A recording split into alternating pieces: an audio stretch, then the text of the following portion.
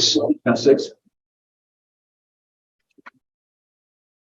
In order, let's start by pledge.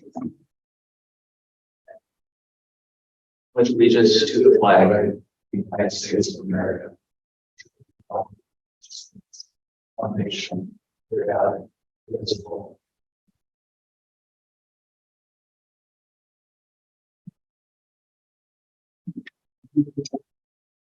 Oh, sorry, let me read the mission statement.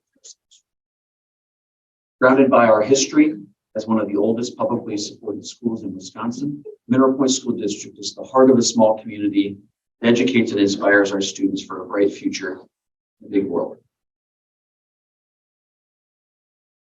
Bush. Here. Dunn. Here. Harris. Here. Eisner. Petka. Johnston. Here. Sheldon. Here.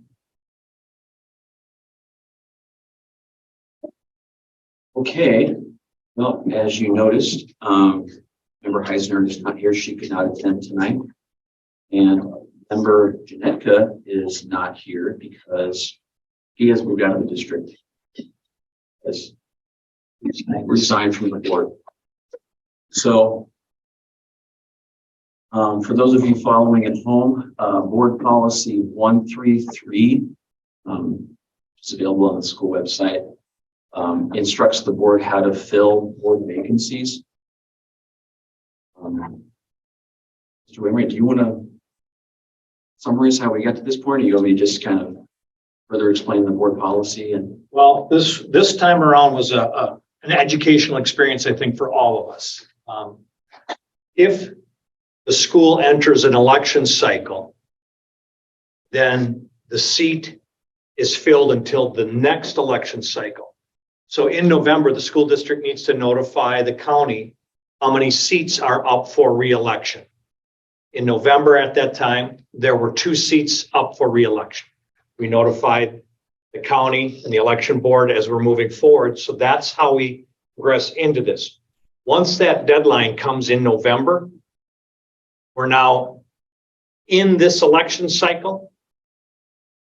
So whoever is selected as tonight's newest board member will actually serve for an entire calendar year until the next spring election rolls around, until it's time to determine if they would wish to seek the seat again for the next year.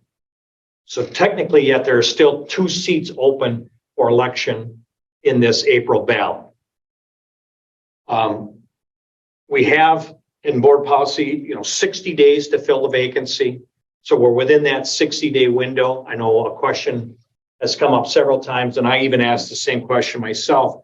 Do we just wait until the election to fill that seat? But your board policy kind of spells that out, that this needs to happen within that 60-day window. So we had to open the application period open for 2 weeks to anybody that was interested in running for the seat. We have 3 candidates. They will present themselves. They sent an application in. I shared that with all the board. Each candidate will have an opportunity to speak tonight. But per your board policy, you need to fill that vacancy at this point in time.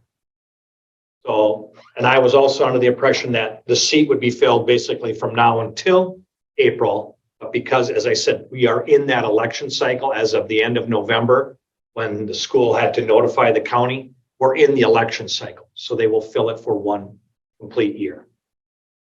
because that's the end of Bob's term is Correct. April next year. Whoever fills that candidate's either to the end of their term or until the next election cycle rolls around. In this case, Bob's seat would be up next year as it was. So we had 3 candidates submit a letter of application, and they've signed sworn declaration of eligibility to become a board member. So at tonight's meeting, for board policy, each potential appointee shall be given an opportunity to make a statement in support of their possible appointment to serve on the board. And the board may ask questions of one or more of the potential appointees. And after that, unless the majority of the board moves and approves to use a roll call or voice vote, possible selection to fill the vacancy will proceed with the use of signed written ballots, and a standard majority will be required. In this case, the successful candidate must get 3 votes. Correct. Okay, so on the ballot, I have Daniel Hammer first. So welcome to speak. Yep, I'm Dan Hammer. Time this, they get 3 minutes. I don't think there's a set. Each candidate will have 3 minutes to make a statement in support of their possible appointment. Good, I didn't see that. Thank You you. want to time that or you want me to time? Okay. Sorry, didn't mean to interrupt. All right. Good. So hopefully you guys had a chance to look over the application I submitted. I'll give a quick history. I grew up in Darlington, just down the road. Moved here in 2015 when I got married. I graduated from UW-Platteville the same year. I have degrees in business and accounting. Originally I was going to be a CPA. Kind of got farming with my dad in the middle of college. Decided I wanted to stick around. I got a job with an opportunity at the Farm Service Agency in Darlington. Farm loan officer for 7 years there. In the meantime, I've had 3 kids. One's 5 and in pre-K right now. We got a 2-year-old and a 3-month-old. And this past September, I took the role as a finance director for Lafayette County. So I got a crash course in county government. Budget was due in October. So I got right into that. I'm in charge of a $50 million budget and all other finance related activities. I run my own committee meetings, take minutes. So I'm familiar with this process. Like I said, I've got 3 kids that'll be in the school district. We don't plan on going anywhere. I got 2 nephews that'll be in as well. So I feel a lot at stake, making sure that the school district is strong. If there's any questions you've got of me, happy to answer. Again, we everyone take 2 or 3 minutes and then ask questions, You can do it that way if you'd like, sure. or what do you think? Should we just ask questions? I guess since the 3 minutes is up. We're not on the clock, right? We're not on the clock. Yeah.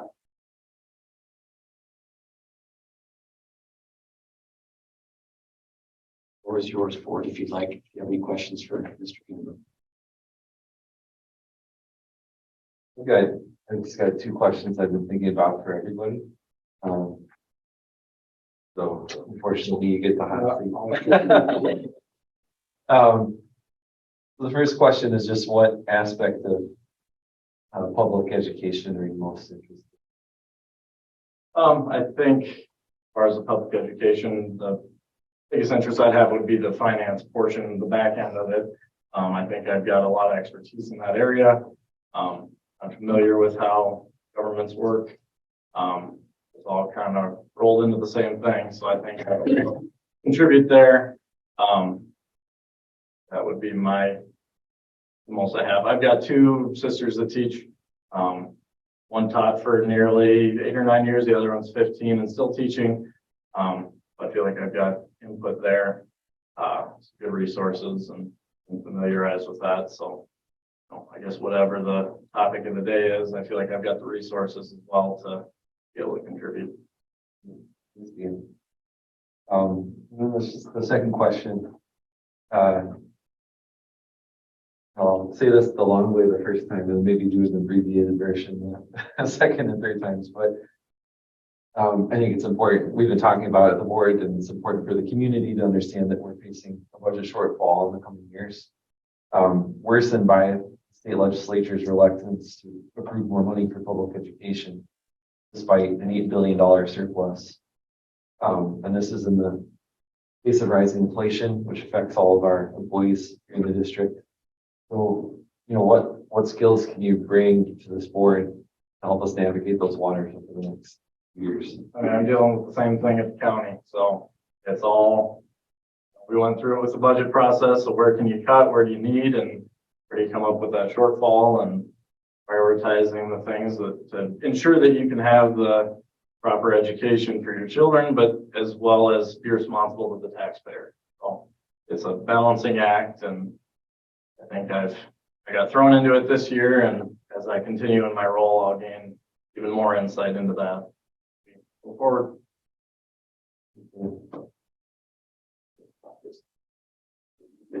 Thank you.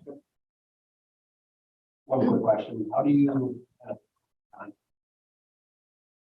we don't all agree on the same thing, but we've got really good, solid debate. Yeah, That's what we want. I mean, I typically facilitate the discussion. I don't often participate in there because I give my opinion when it's asked, but I don't get a vote. So I've seen what works and what doesn't in those situations, but I don't get mad easy. I like a good disagreement. I'll ask anybody that I interact with, they would tell you the same. But I don't take anything personal. And that's if I don't get it, I won't take it personal. It is what it is. So. Thank you.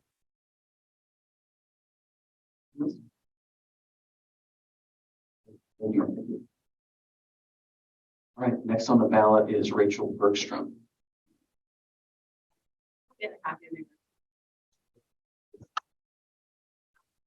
You can get these steps over just so if anyone's, yeah, there's a few people online. Yeah, I can. You're good right there. You're good right there. Perfect. First shout out to my two kids who I think are probably anonymous. And my husband. So I think I probably don't need here. So my husband and I grew up between Galena and Hazel Green, and my husband and I moved here in 2011 to raise our family in Minnesota. We were in Wyoming, and before that I was in Colorado and Minnesota. And my whole career has been in education. At the classroom level, at the district level, at the CISA level, I was at CISA 3 for a while, and at the state agency. So at each level of that system, I'm always wondered, like, who made this decision and how did we get here? And this curiosity all throughout the process. And through that, I've learned a lot about grant funding and how school districts work and how the state agency works. And a lot about federal fiscal law and a lot about all the minutia of education system. And I think what I might be able to offer to that education system jargon is just how do we clear some of the noise so that with budget cuts and things that we have to deal with, what's the thing we want the most, that when a student walks into their classroom, feel good about that, and the teacher has the conditions that they need and want, be able to show up to work and feel like, all right, I have what I need, everybody's behind me, I can do this, because it's not easy, it's really hard to be in a classroom. And I think I can help a little bit with some of the education system stuff. Even though I don't know what it feels like for every kid in Mineral Point to walk into their school, and I don't know what it feels like right now for every kid. It can help us. If you give me a chance to be on the board, help prompt some questions and thinking so that we don't push the noise and the technical stuff into the classroom. We keep that here and make sure that we have.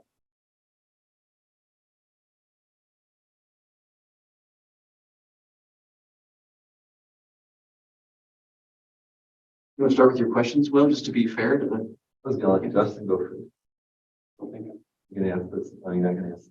I'll ask the same questions. To be fair to everybody. So, Rachel, what aspect of public education are you most interested It's the system side of it, not for the sake of the system, but so that there's just a lot of stuff in education that doesn't work in terms of the system, and how do we make it so that that system and machinery doesn't get in the way. Experience and the superintendent's, decision-making process. What I do now as a consultant is support superintendents and their school boards or their teams to do strategic planning and think about it. The outcome, like kids can't benefit from supports that never make it to them. So a lot of times with all this money and all this good intention and all this blood, sweat, and tears that happen, teachers and districts and things like that, that doesn't show up when a kid walks in because it doesn't make it through all the, so being able to like clear some of that noise, right? None of it's intentionally bad or harmful, but it just gets so complicated by the time the classroom. I still have a follow-up question on the first question. It's just to make sure that there's no conflict of interest with your current work and like joining the boards. Sounds like you're maybe serving boards or. No, there shouldn't be a conflict of interest. I work for an organization. I worked there for a year, and it's mostly in Texas. Like most of the district is Texas based, which is actually really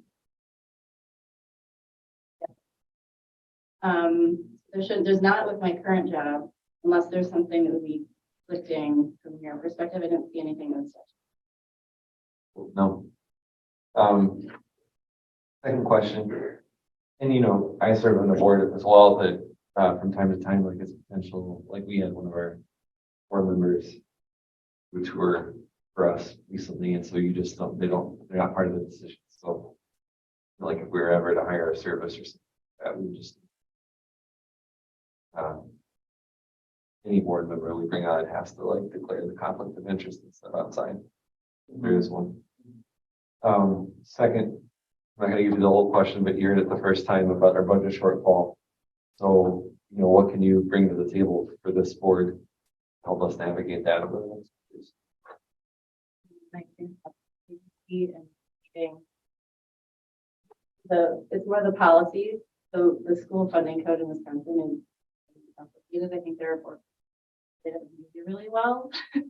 I'm not one of those poor people, but I do have access to some of where we can find information, answers, and stuff like that. I also think going back to like, what is it that you want to achieve? What are your goals? Being able to know what funding, like figure out what your goals are first, and then knowing like Title I funding is the most complicated and really small in Monroe.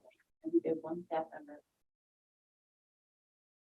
So thinking about that's the hardest to change because it's federal and there's some hoops to jump through. What's the most flexible first? Figure out your goals. Figure out what's the most flexible. Then save that for last and figure out the technical stuff or the hard stuff. This is the things you can't change. And then the budget will fill in because it's more clear what can flex and what can't in the context of the goals. And also the federal, I know a lot about federal funding and grant programs. Trying to help navigate, like, are there available resources for us that we're not aware of?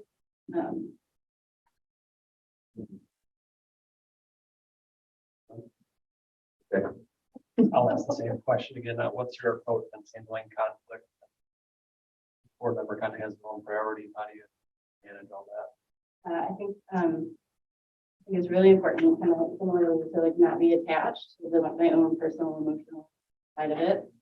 Part of my work over time has been navigating really intense conflict in the nature of policy work. Myself, I was at DPI when now Governor Evers was superintendent. So in terms of like some challenging conversations, not internally at work, but out and about because of the intense I'm got pretty good at it. I think my approach is whenever someone's upset or when we disagree, disagreements usually result in the best possible decision. If we can navigate the disagreement with collegiality or thinking about like we all do this because what we're invested in is something better for students. How do we remember that even though we disagree? Be able to come to a decision that maybe brings like, so if I don't agree, or you don't agree, or you don't know, there's probably something in there that I need to learn. And that's why the decision.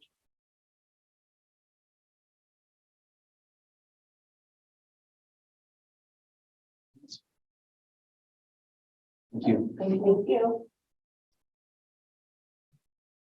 Okay, next is Alan Schrank. Evening, everybody. I just wanted to bring you guys basically where I started with this journey. When Larry Steppes passed away, and showed interest in the board and went for his appointments. We had awesome candidates then. Luckily, over this past couple of years, we've had a lot of interest in the school board. And even before I went for Larry's spot, I come to the board meetings to kind of stay informed with everything. Then I ran in the general election. We had two outstanding candidates get on the board, and we had outstanding candidates run again. And now this April, even before the vacancy was announced, I filed to run in the April election, and I called the office to see if I could be appointed in this spot, and I was able to. So a little bit about me. A lot of you guys already know that I graduated from DePere High School in 2006. Went to Northeast Wisconsin Technical College in Green Bay, where I got a associate degree in criminal justice law enforcement. I worked for the city for the last 15 years as a patrol officer. And then I also work part-time for the Village of Linden as the chief of police, where I attend government meetings on a monthly basis, create a budget, and supervise 2 other patrol officers on a part-time basis. My commitment to the community is unmatched of others. I'm on the Hunter Point Volunteer Fire Department, I'm on the Linden Fire Department, on the Iowa County Technical Rescue Team. And what I have to offer for the board on that aspect is that to have a well-rounded board is you need different types of backgrounds. My background is obviously really in public safety and the safety of the school staff and everybody coming and going from the school every day. I'm invested in the district by not only living here for the last 15 years, my daughter Serenity's in the 1st grade, and Doreen's also on the fire department, and our family has no intentions of moving anywhere. I guess that's all I have.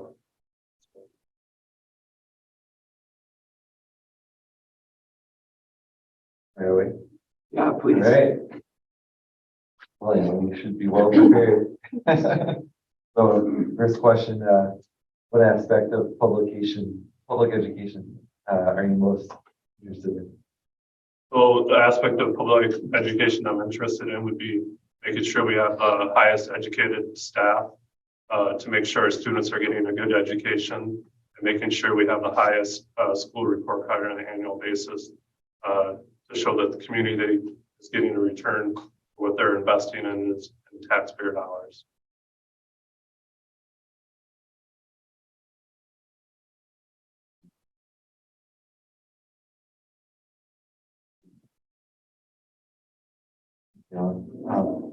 And the second question, which I'm sure we must be facing with your other work, your day jobs, is about budget shortfalls in the coming year, and just with inflation. What can you bring to the board to help us navigate this situation in the next few years? So what I have an aspect of doing that is I have really good contacts at the state level, at the state capitol. And really what it comes down to is advocating and finding the right people to talk to at the Capitol, get public education funded. It is much needed. And as you mentioned, well, with $8 billion surplus, I would certainly hope that the people in Madison would take that into consideration and properly funding our schools instead of pushing it all onto the local taxpayers that are already overburdened.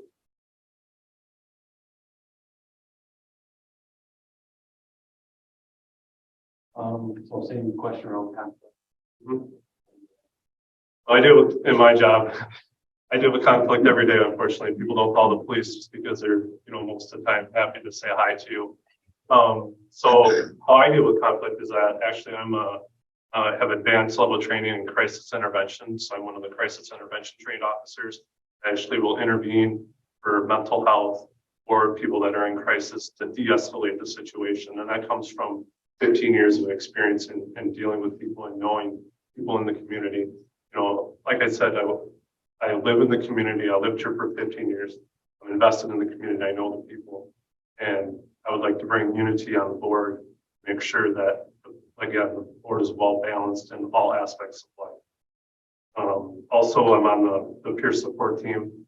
As you know, Milwaukee lost an officer last Tuesday, being shot in the line of duty. And that officer was laid to rest today. So it affects me. It affects all the other officers. I'm on our honor guard, and I actually gave up the opportunity to go over to Milwaukee and honor that officer because I knew I had to be here tonight. So basically making sure that people show empathy, compassion, listen to all aspects of people. That's really important. And that's why I've been so successful in my career living in this community. Another question. So you have a lot of other corrective serving enough. Can you give up any of those responsibilities? Well, actually, I wouldn't have to because I don't have anything going on Monday nights. So I have no problem coming to the committee meetings and all that. And Karina and I have talked about that at length. And this is something that I've wanted to do for a long period of time.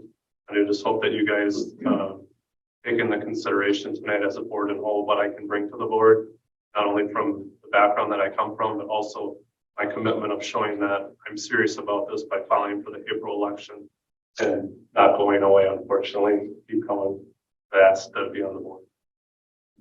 Thank you, guys. Thank you.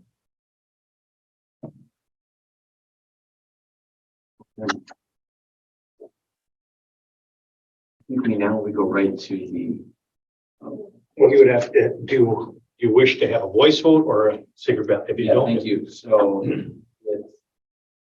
if anyone wants to simply do a voice vote, it, the motion, we would vote by a majority to approve going to just doing a voice vote or roll call. Otherwise, we can just do a silent paper ballot. You know, typically we would do a voice vote if it was like one candidate or if it was really obvious, but if someone feels strongly that we should do it that way, I'm happy to entertain a motion.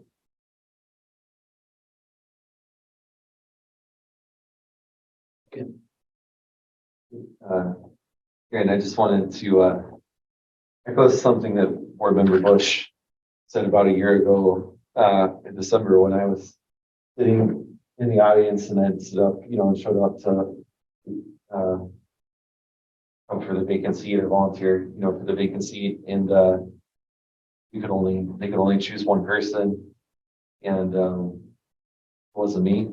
And Andy at the time just said he'd been in that spot before and not been chosen, and but to not let that deter you. And I think we have a real what is it, luxury of spoils, they say. Like we're really great candidates as I look at my notes here. I read, your letters and other materials. It's it'll be a difficult decision to make, but I'd encourage you all coming to meetings. You can only choose one to consider running in the future. We have turnover, unfortunately, here for better or for worse, like all the time. So, stay involved, please. And don't feel bad, like if you don't get the spot tonight. It's like a difficult choice. There all would be great. I just want to echo that. Just thank you guys all for coming and putting names in and please stay engaged and you'll have a chance to serve on the board. Nay. Okay. make sure you sign your ballots. No ballots. Okay. Oh, and just for the record, the ballot has to also have none of the above as a choice. As all choices, everyone knows. Andy, you come around and pick them up, is that?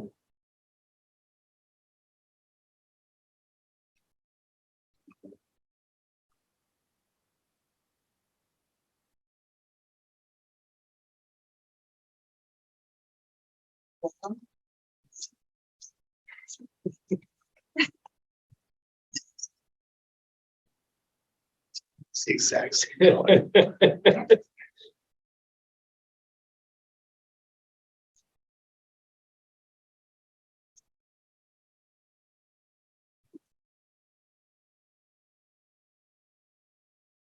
I'll come to your table.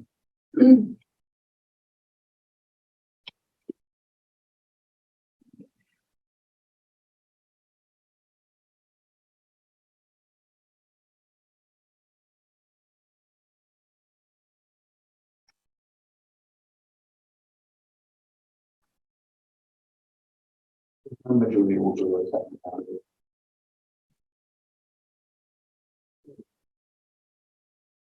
You have a majority, Rachel Burks.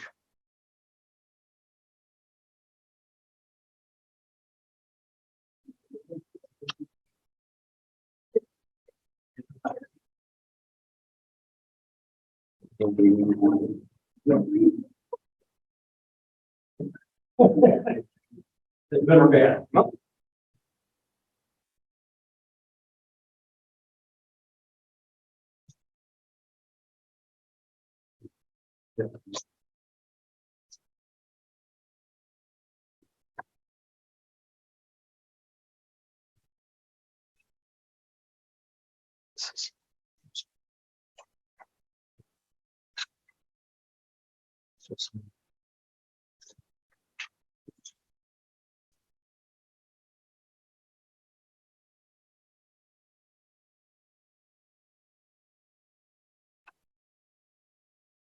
Yes.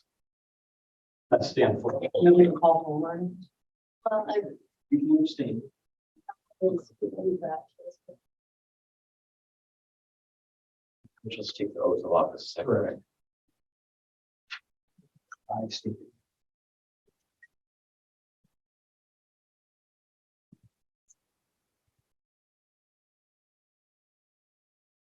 I, the undersigned, having been appointed on February 13th, member of the school board,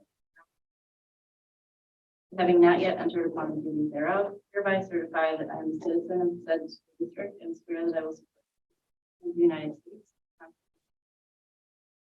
Faithfully discharge the duties of said office.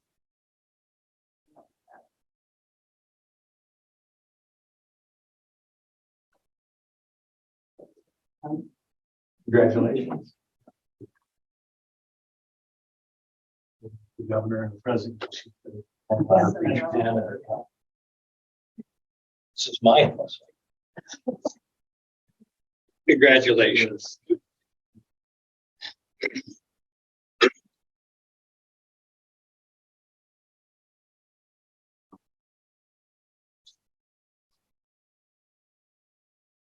Should go. Also,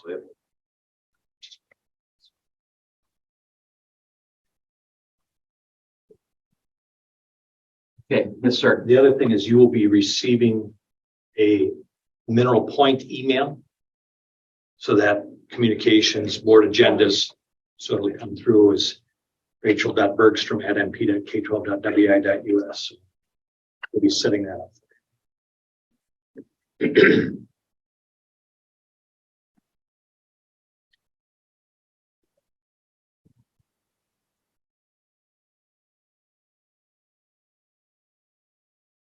No, there's no other questions either. Okay, next, we'll do approval of minutes.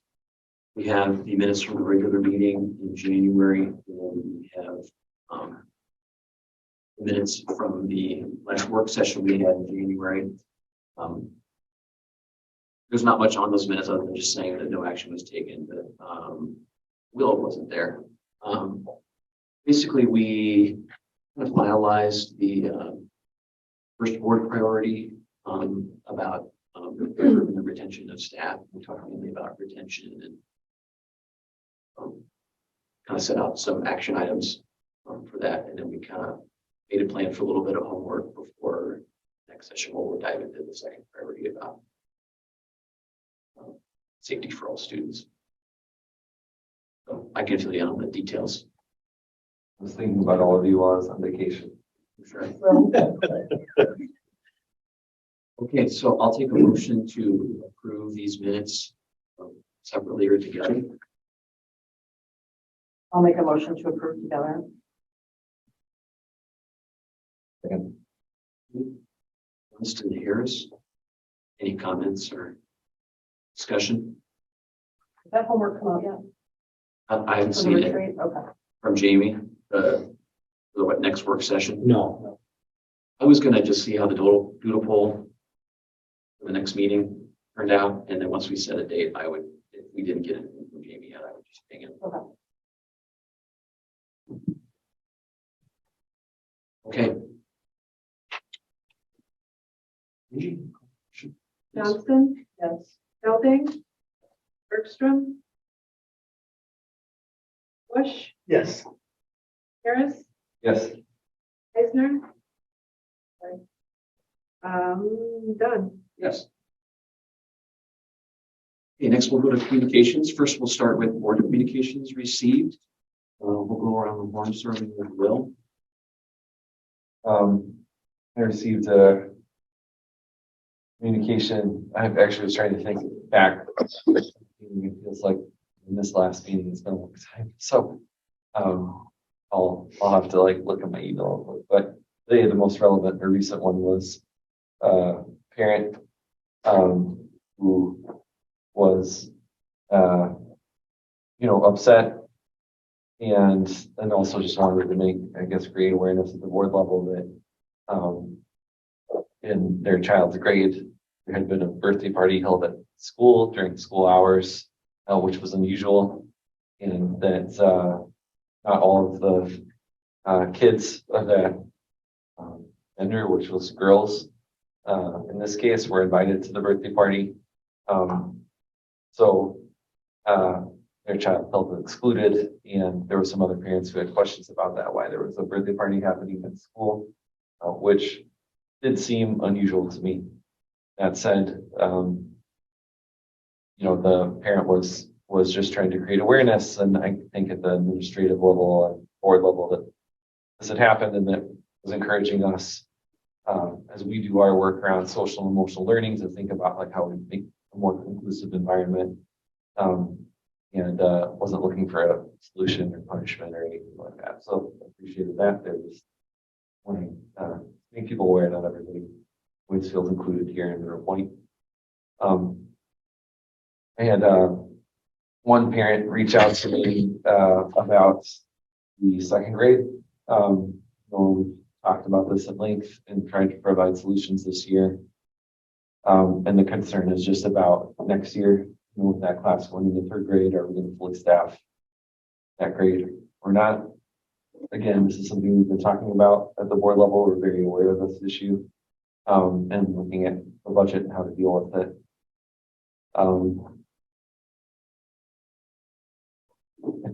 That was about it. Important stuff. Nothing over and above that, but it would be fair to mention that there was communication that what did happen was only done to leave kids out. An intention that unintended consequences and shouldn't have happened. Ownership and what happened. Something will happen. Yes. Okay. I got the same email thing with the whole board. I got a couple other emails, mainly about childcare, basically saying that there's some families have had their childcare options closed, or someone stopped doing childcare and looking for other places, and asking me if the city was talking about this, if the school district was talking about offering childcare options, or aware of the need in the community. Another email talked about how there are actually some elementary school level parents that at kind of a grassroots level are talking about this and kind of gauging interest in maybe the need for childcare either before or after school hours. Basically I just responded and said thank you, and just said that it hasn't been talked about at a board level yet. I did forward it on to Mr. Wainwright, who said that he was aware of it. Mr. Renwick at the elementary school level is aware of it. So I don't know if you have any updates, but I'm assuming if, these kind of parent groups and maybe the admin team will discuss it at some point if there hasn't been a conversation. I would just like some clarification.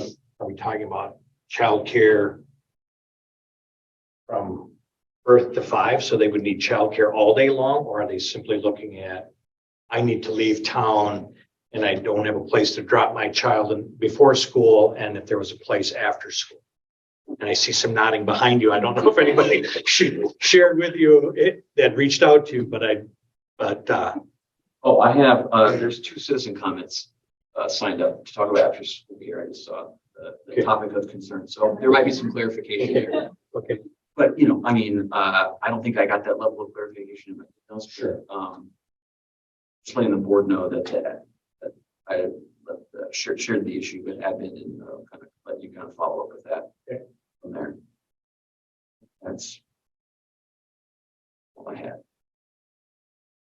I got some parent concerns about the commenting on the basketball game and the lack of consequences. based on what our student conduct is for the district and how we want students to represent our school district. And other than what Mitch, you had shared with the apology, I don't know that there were any other consequences after that. We do not share consequences at any time, just like I wouldn't share one student's grades with another parent. I mean, that's just not something that the school district can do or should do. To try to answer those questions, it sure, it looks like a lack of transparency, but there are certain guidelines and things that we have to follow that those things would not be discussed. And I also got the same letter about the birthday party. And I feel that the apology that came afterwards, it did seem to be a very unintentional thing that kind of snowballed into something else. And I just have to give kudos to everyone who emailed about it, because that's hard to be vulnerable and come forward about something that's difficult. And that I think it was definitely a learning experience for everyone involved. And I don't see it. Yeah, I received the same email, and then another person reached out as a matter of notification that this occurred, and you may hear about it. And appreciate the back and forth as well. And I think at the end of the day, consequences were not intended, but it does raise our awareness about a topic that one of our priorities as a board to consider moving forward. So I think it would be helpful learning in that regard. Also received, just want to mention, citizen email advocating for Bergstrom, the whole work. It also received.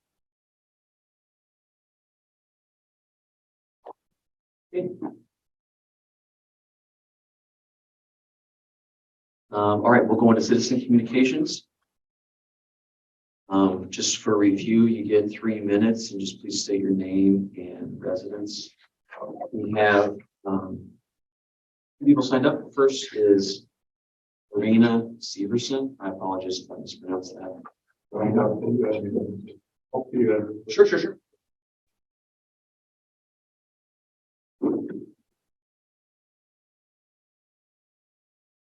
And you too.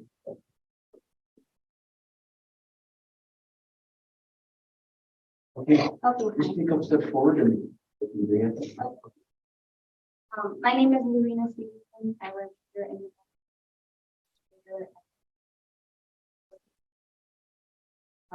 and I'm here today to ask board support in the development of an after-school program. There had been a survey that was sent out over the summer that demonstrated for such programs. Approximately 30 something people that responded, and 26 people were said they would utilize the program, and like 6 said they maybe. That felt like one number. So that affirmed that I'm not the only person sitting around wishing that Mineral Point had an after. When my family moved here to this, unfortunately.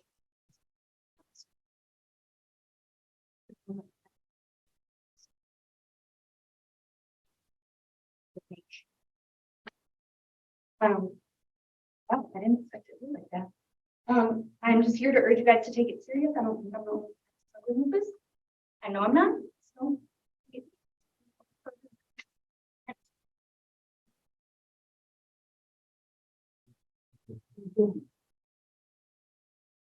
Can I ask a question? Just maybe view. I don't know where the survey came from. I don't think I've seen the results, or was even aware there was a survey. So just as some context. Yeah. you made it. Okay. Yeah, I can add to that. It was through our parent group at the elementary school. Okay. And as a group, we decided like what a survey was. So I believe it went to all families through Skylar. Like that. Majority was interested. We actually, at the last meeting, we discussed this more, Okay. talked a lot about the constraints, and I can share more. Yeah, I believe that Southwestern School District is like reading about somewhere, like, and theirs is like more what you were saying, not suggesting, but saying about, whatever, 3 months or 6 months through whatever, 6 to 6, and it's all separated in a space that other kids can't enter, but, cool. The person did email me the survey results, but asked to remain anonymous. I didn't forward the email on, but I really I thought my next step would be just to make sure the administration is aware that there's a need there. And I wanted to get a sense of where are we at with looking into this and making it happen and bring it to a board level. And so that's kind of where I'm at right now, where I was at going into this meeting. So yeah, And where also. it sounds like there's some urgency to this, Yeah. that I wasn't quite aware of. I'm aware that there's daycares that are closed, so we'll retire and then moved out of town, or whatever, like that's been brought to my attention at the state level. Daycares are closing all over the state, so it's becoming a problem statewide, not just in our community. Could I ask, if you don't mind, like what changed, for you and the family in terms of meeting it now, was it? So the plan that we have right now is not. And they might have. Is hard to say no to. Hodgepodging support around work stuff.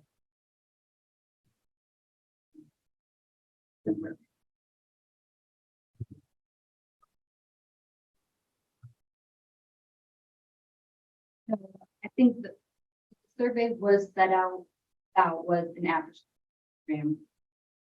And realistically, if there were an after program, my first grader here, and I would only see my 4K-er.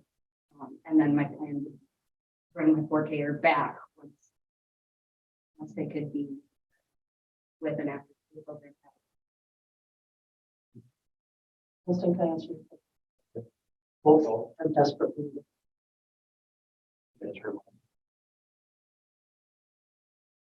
Okay, next is Alicia Keenan. Follow along the same trend. Spoiler alert. Hi, my name is Alicia Conitz. I'm a Mineral Point resident. I'm a mom to a second grade pointer and a future 4K attendee, and I'm here to ask for your help to get an after school care program up and running. Recently, our employers have asked my husband and I to return to the office. For us, that's the big factor. We had a more flexible schedule, and that's coming to a close. We reevaluate every single week our schedules. We try and find somebody in town to pick up our kids and watch them after school. There's no those kids are emotional either, and it's whatever. It's the thing. We're competing with lots of other families at the same time, also. And often nobody's available. So in that case, we work, pick our kids up, and we hope that we retain employment because the policy is an in-office mandate. We've appealed to the employers. They are unable to reduce that strain. They're strong in their demands. Here's again what I know is that a survey was sent out in response to confirm that there's a need for an after school program. It identified that I'm not alone in this struggle, and additionally, there's very few licensed childcare centers, and our kids deserve a safe space until their parents can pick them up from work. Hatteville and Dodgeville offer these programs, and I drive by Dodgeville twice a day on my commute. With that said, I want my kids to be pointers. We want them to stay in this wonderful community that we call home. Some of the things, what support could look like, maybe adding an incentive, because I know that it's difficult to get a teacher or a staff to volunteer for this. Adding some sort of incentive could help us to figure this thing out, to have some funding would also be great. Additionally, asking maybe friends, principals, maybe other staff members from Platteville or Dodgeville Can they help us identify some procedures? Can they help us with policies so we can navigate some of these logistical concerns? There's also members within the community honestly willing to help organize it, but they can't staff it. We have experience. I'm also honestly open to any other ideas or power that the board could leverage. Please help contribute. Anything you can do is appreciated, even if the only thing you can do is just hear me out at this time and know that I represent a lot more parents, moms, and dads in the community that would appreciate the program. Thank you. Thank you.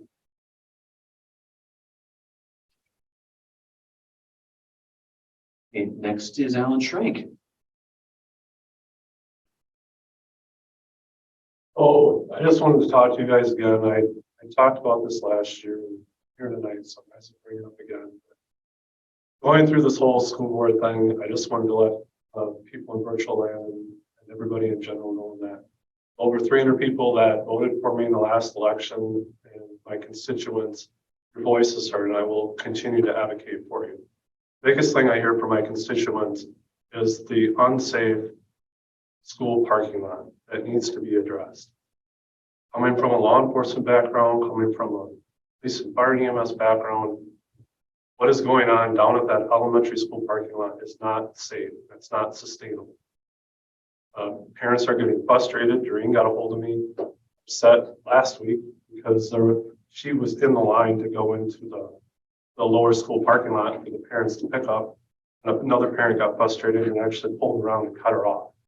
Now, if you go down there and you look at the school parking lot, a lot of the snow is melted, but I went down and I actually physically looked at it because Doreen most of the time picks up our daughter because I either working 2 to 10 or I'm sleeping. This morning I worked till 6 a.m. So I'm sleeping until 3 o'clock in the afternoon. The big problem was the snow. So I had talked about the engineering of somebody getting out from behind the computer and actually coming down as an engineer and seeing physically or maybe talking to the parents, seeing how you go in and out of that parking lot, the curb way out. Not only is the curb still way out, that hasn't been addressed, but the snow was just piled towards the curb, which made the snow and ice dam up even farther, like an ice dam. And then the cars are trying to go in. That island wasn't plowed, and then all this snow wasn't plowed. We just need to get some type of end loader to push that snow up over that curb to make it more safe. And then I know a couple weeks ago, it was backed all the way up down to 5th Street.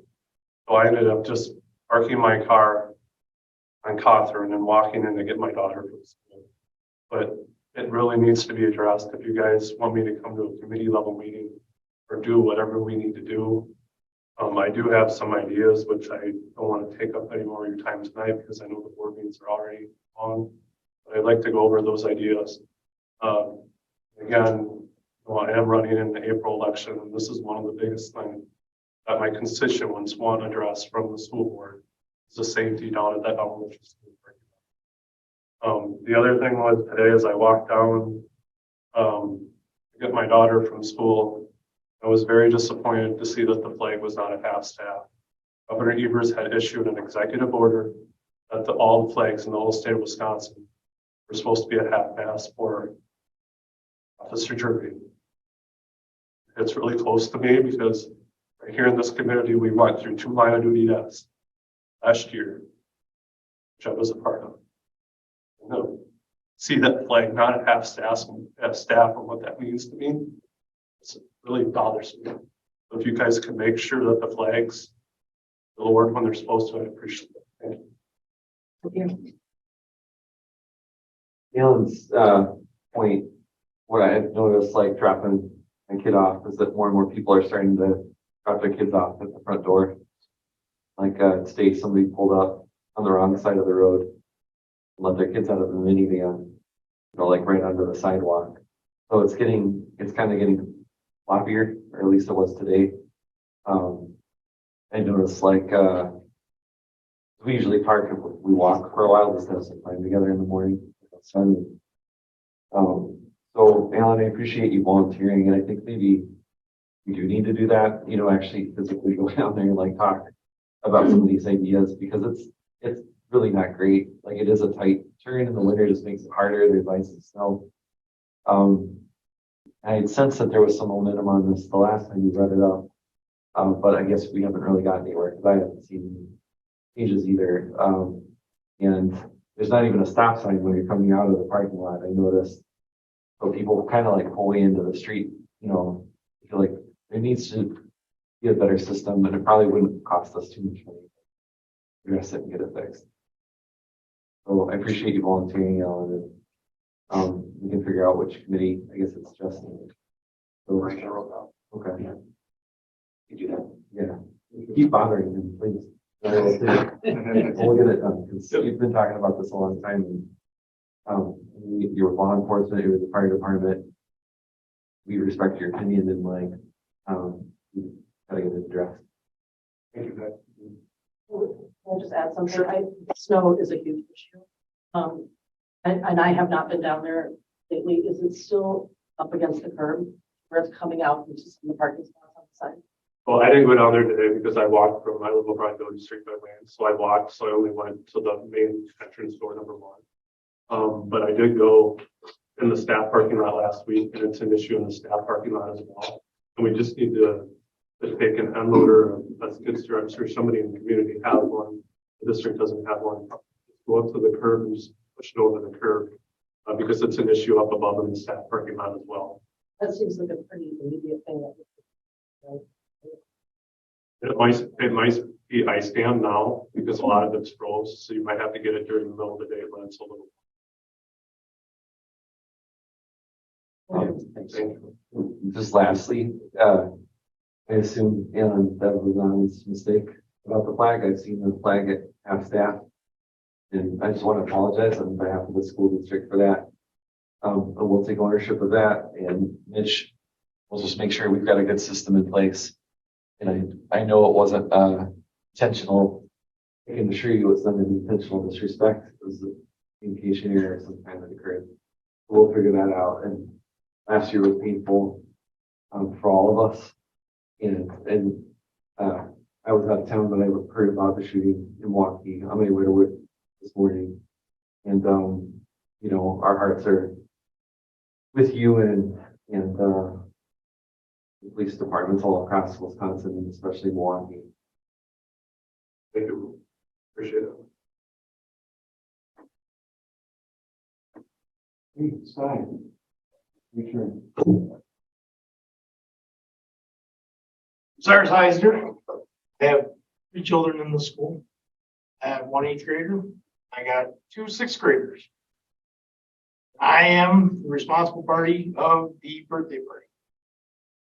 I'm here to formally apologize to everybody that it affected. Teachers, students, school board, any administrative people. This is me apologizing. And if you have any questions for me or my family, please let me know immediately. I will take care of it.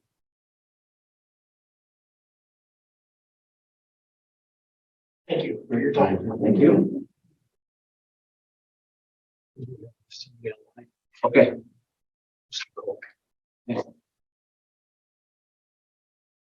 anyone else wants to speak, you can speak. We'll go to the person who raised their hand online. Christy Cole is the name. Hi, the audio is a little choppy here. Can you all hear me? Yes.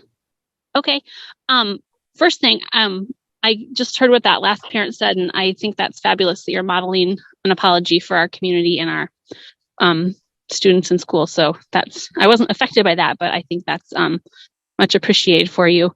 I agree with Mr. Schrank and others that the parking lot has gotten a little chaotic at the elementary school. And again, I'm sure that can be fixed with like technical things, but again, another like super great opportunity for the administration, the board, parents to sort of model what expanded tolerance looks like when we're all frustrated and what it can look like for the community to take care of our kids in less than ideal situation. So I think we can handle that in a lot of ways. I'm primarily here tonight to echo the sentiments of the parents who spoke earlier about the need for after-school childcare. I currently work for a childcare advocacy organization that's not directly related to after school care, but in my position, I do hear from a lot of people who are very frustrated and upset and emotional, and it is really hard to find childcare in our area, especially after school. I know it would make a huge impact for quality of life for parents, for grandparents in our community, if we could get an after school childcare program up and going in our community. And I know we need a lot of administrative support. We realize that this would be complicated and yet another thing on everyone's plate. It does feel really important and fairly urgent, and we would very much appreciate board and administration support in getting going with this. We have parents who are willing to help, but we don't work in the school, so we're limited with our impact we can make. But we would like to see this happen in Mineral Point. So that's all I've got, unless anyone has further questions for me. Thank you, and congratulations to your newest board member. Christy. Is anyone else online? You can use the raise your hand icon. Anyone else in the room?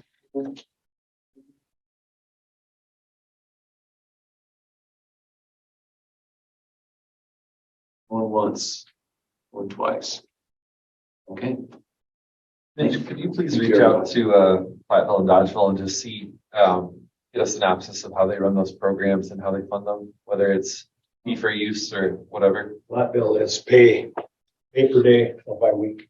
I have some information that I just obtained from a very reliable source today. Excellent. She came home from work, so reached out and just asked her to give me whatever information they have. But yes, I can reach out. Provide that just by email to us. Yeah, I reached out to C3. They have access to all districts and a spreadsheet, so principal superintendents are filling that out. Okay. Different information. Okay. Yeah. As soon as I guess it's collected or whatever, you can get it to us because we're doing sort of strategic goals and things. So yeah, an opportunity to think about what's. Thank you. Okay, good. Good discussion. All right. Next is items for information. First, we have the updates from the building administrators. We'll start. Mr. Renwick from the elementary school.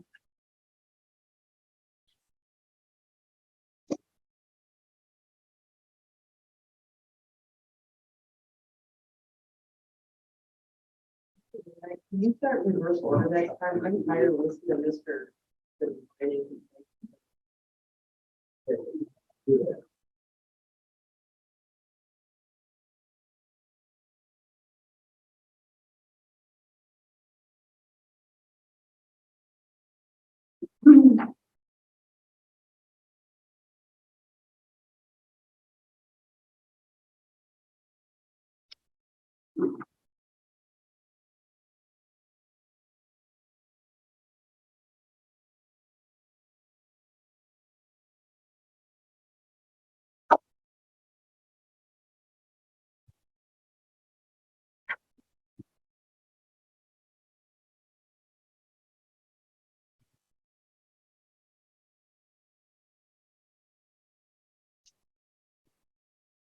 All right, so this is the efficiency levels for math and reading at the mid-year break. And I included data from previous school year, which would be our first full year of school without much disruption. Go back to 2019 this week. So it's a little bit of a comparable here now. Slightly, different kids. We don't have last year's fifth graders. We've got new batch coming in there to be assessed, so it's not apples to apples, kind of mind. But the last year, I'll just focus on reading mostly, but last year we started efficiency levels at around 43% of our kids reading based on different measures in the fall. We ended with 63%. Our goal is to have at least 80% of our kids read at a proficient level. What that represents is that our core instruction and literacy is effective, or at least according to those measures. It's not a full measure, but that just shows that what's happening in the classroom is working. So one way to, I guess, differentiate for this, especially for our students who are multiple grade levels behind? Do they have an IEP? We don't want to set them up for failure. So we also added in kids who have met their individualized goals. Let's say they're in an intervention or they have an IEP, for example. We wanted to add those kids on to the final results. So last year we reached 76%. So an additional 13% on that 63% as a school. So this year, we started in the fall at 45%. If you compare that to last year, we were at 43%. It's up 2%. Again, some kids are not being assessed, last year that are this year, We did do a mid-year check and we're up to 56% proficient in reading. If you want to extrapolate that, you say, well, then by springtime, we could expect to be at 67%, another 11% increase. I don't want to write that down though, because I don't think that's terribly scientific, but that's kind of the trajectory we're looking at. So we say 67%, last year was 63%. That's up 4%. In terms of individual goals, right now we've got 81% of our kids in intervention meeting their goals, but they're still, some are still in the process of receiving that support, that additional support. So that's on top of whatever they're getting in core curriculum. That's promising. I think in the fall I said, it's a new curriculum, new program. It's not the curriculum, it's just a resource that we use to help more consistent open sequence. So you might see an implementation dip. What I'm looking at least in the student results, is we're not seeing that. We actually saw an increase. So that's good. And Rachel, you're great to have your expertise here too. And so please push back on questions or anything. Have you thought about this? And everyone here. Sure. This is the first year of a new reading curriculum. We adopted Benchmark. Adopted Benchmark Advanced. We looked at about 6. We felt like this one best met our needs. Still has room for independent reading, classroom libraries. Board's been very supportive of getting these things. Also, significant amount of PD development through partner group Benchmark, and that's been really. We had just a bunch of sessions today virtually. Who's met with the PD person? It's just been, I sat in on all of them, and it's very helpful. So yeah, math is right now we're at 69%. That's just on Star Math, just second. Started out pretty high and didn't go up a lot, but you have to remember too, the difficulty goes up, from fall to winter to spring in terms of, they're supposed to in terms of the assessment. So they're assessing where a 4th grader, for example, should be at the mid-year point. It is going up, and last year we ended up on 76%. That tells us we're good on 4th grade. And our math and our board exam scores reflect the same thing. Our math scores annually do much better, and our theory is we just need a scope and sequence and a consistent approach to instruction. You've had your math curriculum now for a few years, so Oh yeah, 2013, and then we upgraded to their most current version. Really know even a little PD around it. I know you've been sending me some ideas, and that's been great. Try to keep the blinders on, and just let's keep focusing on literacy until we feel like we got it. And you're going to see too is all the other scores are likely to go up too, and because all these tests are reading tests, even math. So it's just going to reflect everywhere. It's just kind of universal.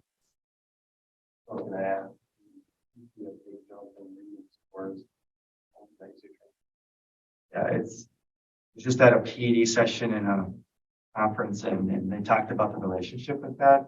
The symbol of the number, a word. We don't always cover that, but there is a literacy to that. A lot of the problems are reading problems disguised as a math problem, and they've got to break down the paragraph of problem. Apply it. To your answer, this should go. Rising tide raises all ships. And this kind of just building strengths. I go into classrooms and I visit as much as I can, and talking with the teachers, being a part of it, kids interact with it too. I would just say the strengths are we have a much better, bigger picture. So the curriculum covers like big topics. Like right now, we're focused mostly on technology. So one class is reading an article about how call waiting was invented. You know, and it was just kids were like, you know, they didn't grow up with just push button phone, everything with cell phones. So, but every grade is covering that in grade 5. So they're building knowledge around technology, and it just gets more and more complex. Just the text of what they read is just more challenging. And so it's raising expectations there. And then the tests are more challenging. So that's good. Teachers are feeling more comfortable with the resource, thinking about 3 or 4 months to it's just kind of a new way of teaching. They're not focused on mastery of a standard exposure. So we teach inferencing, for example, for 50 minutes. Not every kid got it. That's okay because it spirals.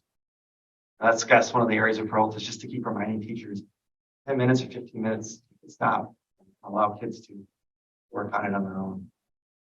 Just seeing consistent conversations among faculty, even across grade levels, we're talking about the same thing.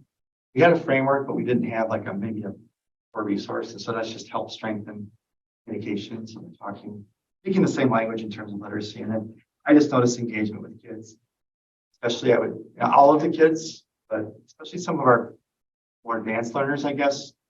You know, public schools tend to aim toward the middle, you know, and I see some of our more advanced kids, like I said, really, sometimes struggling. And I think that's good. That group tends to make the least amount of growth in schools. We focus all of our energies on prevention and consistency. So that's been good too. Just a few other areas of growth, and I can be done for any questions. But just for me to come in and remind staff that we invested in them, not necessarily a resource, and that they are the teachers. Anyone could do it, then we can just develop this curriculum and then just everything be fixed. But just reminding teachers to remember their craft and not read manuals, the guides like a script. Kids first and second, their way. And then just finally, writing is something we wish we had a little bit more time. And we're doing a lot of daily writing with like annotating along the text. Some of the more projects, process writing. So we're already talking about next year of how we might move our PD towards writing. Any questions for me? Yeah, when we invested in the curriculum, we talked about how it's going to take some teachers longer to adopt, whatever. Yeah, these numbers are great and it's good to see improvement, but do you have an idea of like percentage of teachers so far that have adopted this and are like using it? 100%. Okay. Yeah, good. It's kind of like a school fish, like some are up near the front, some are in the middle, and yeah, it's just we're just trying to get everyone to swim in the same direction and just meet them where they're at, just calling the students to the groups.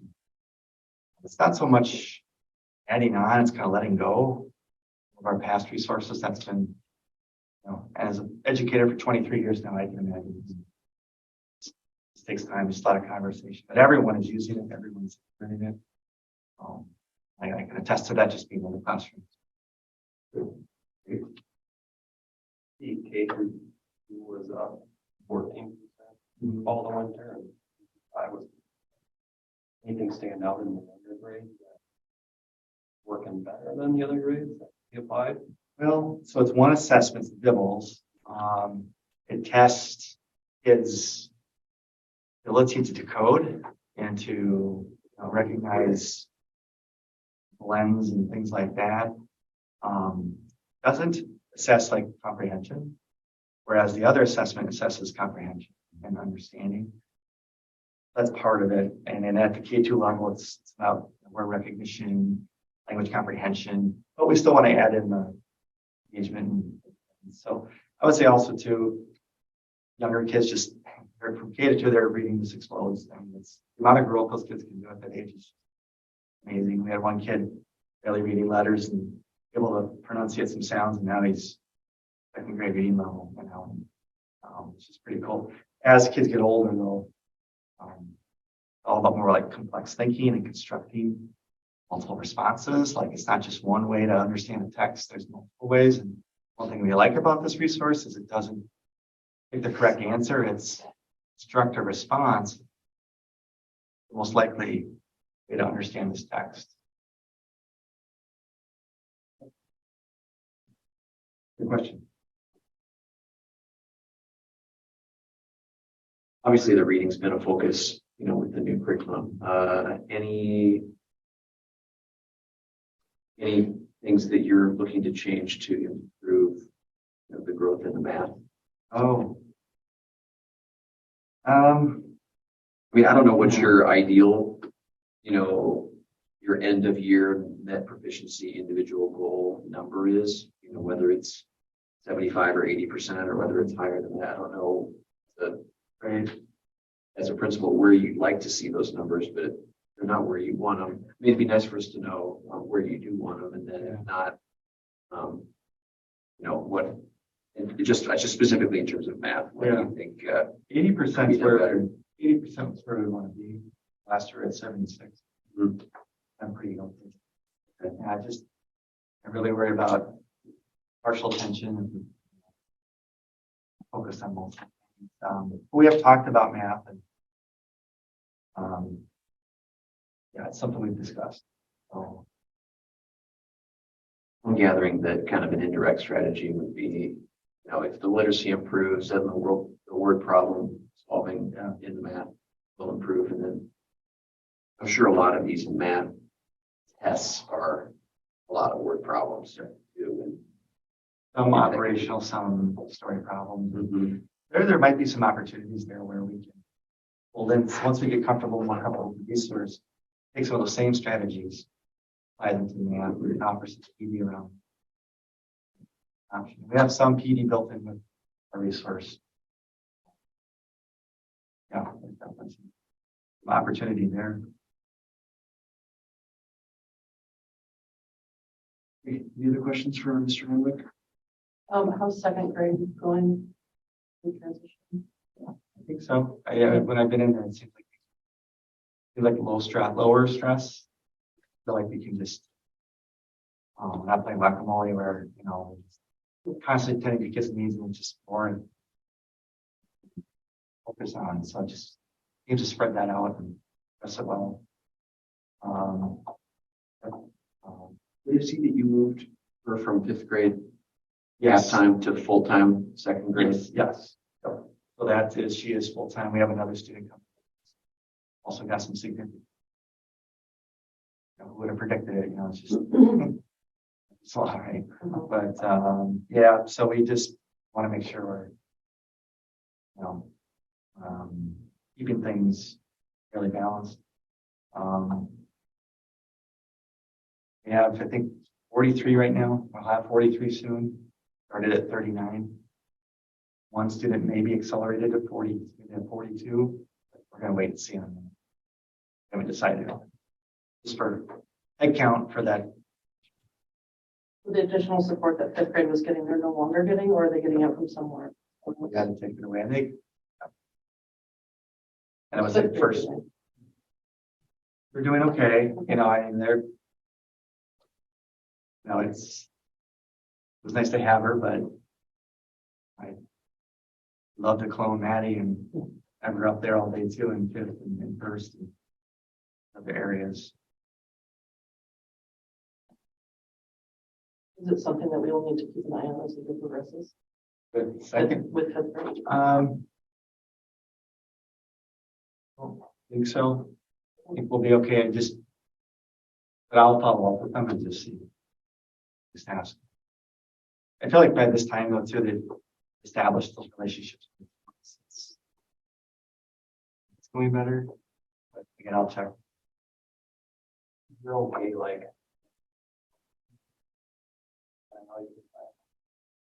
Yeah, because ideal state would be in terms of reading or math. sorry. Oh, that's crazy.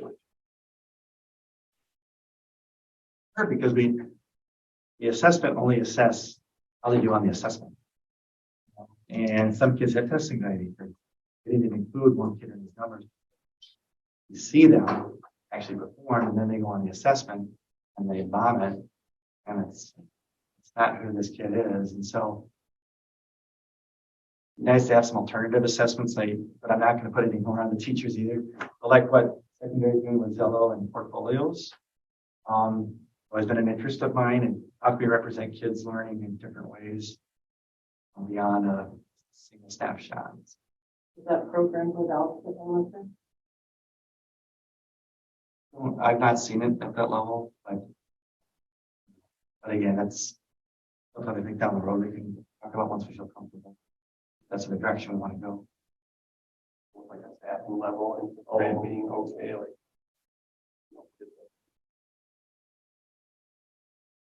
I don't believe so. I mean, but there are also kids who are not getting intervention. Because here's where our staffing is at, and we have to pick the lowest. You know, the kids with the greatest needs. There's always going to be a kid who's not responding or so then we try to push in supports that we can do in the classroom. But again, it takes time and we're also aware of the budget situation. I manage what we have. Yeah. Last question. You guys, I know at the elementary level, are you seeing?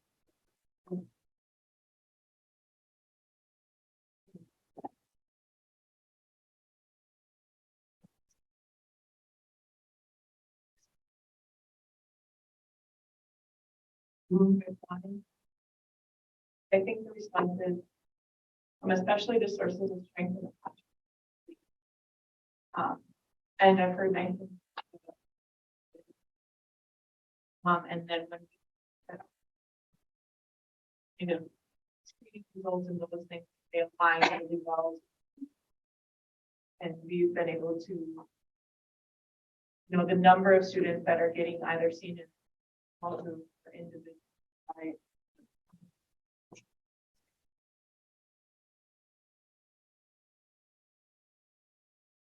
And that might just be a combination of that. Better identification, we have more resources. But it also could be that we just have more. I would say too, just supports receiving academics and emotional learning. They're related. If they're not getting their basic needs met, it's really tough to learn math. Right. So we're very grateful for staff and resources. The sources of strength, what grade level is that? Grade. I don't want to see, I would say first grade. Grades have the classroom. Operate.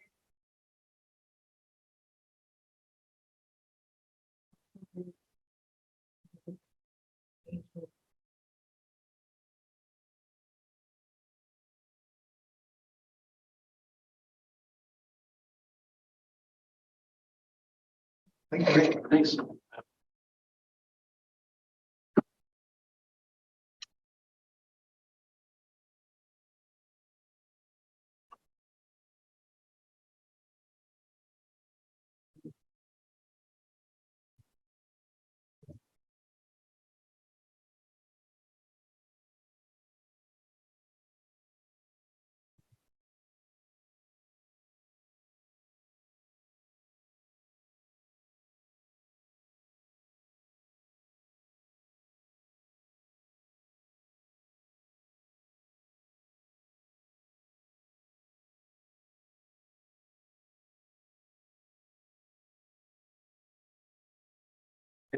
Let's see. Yep.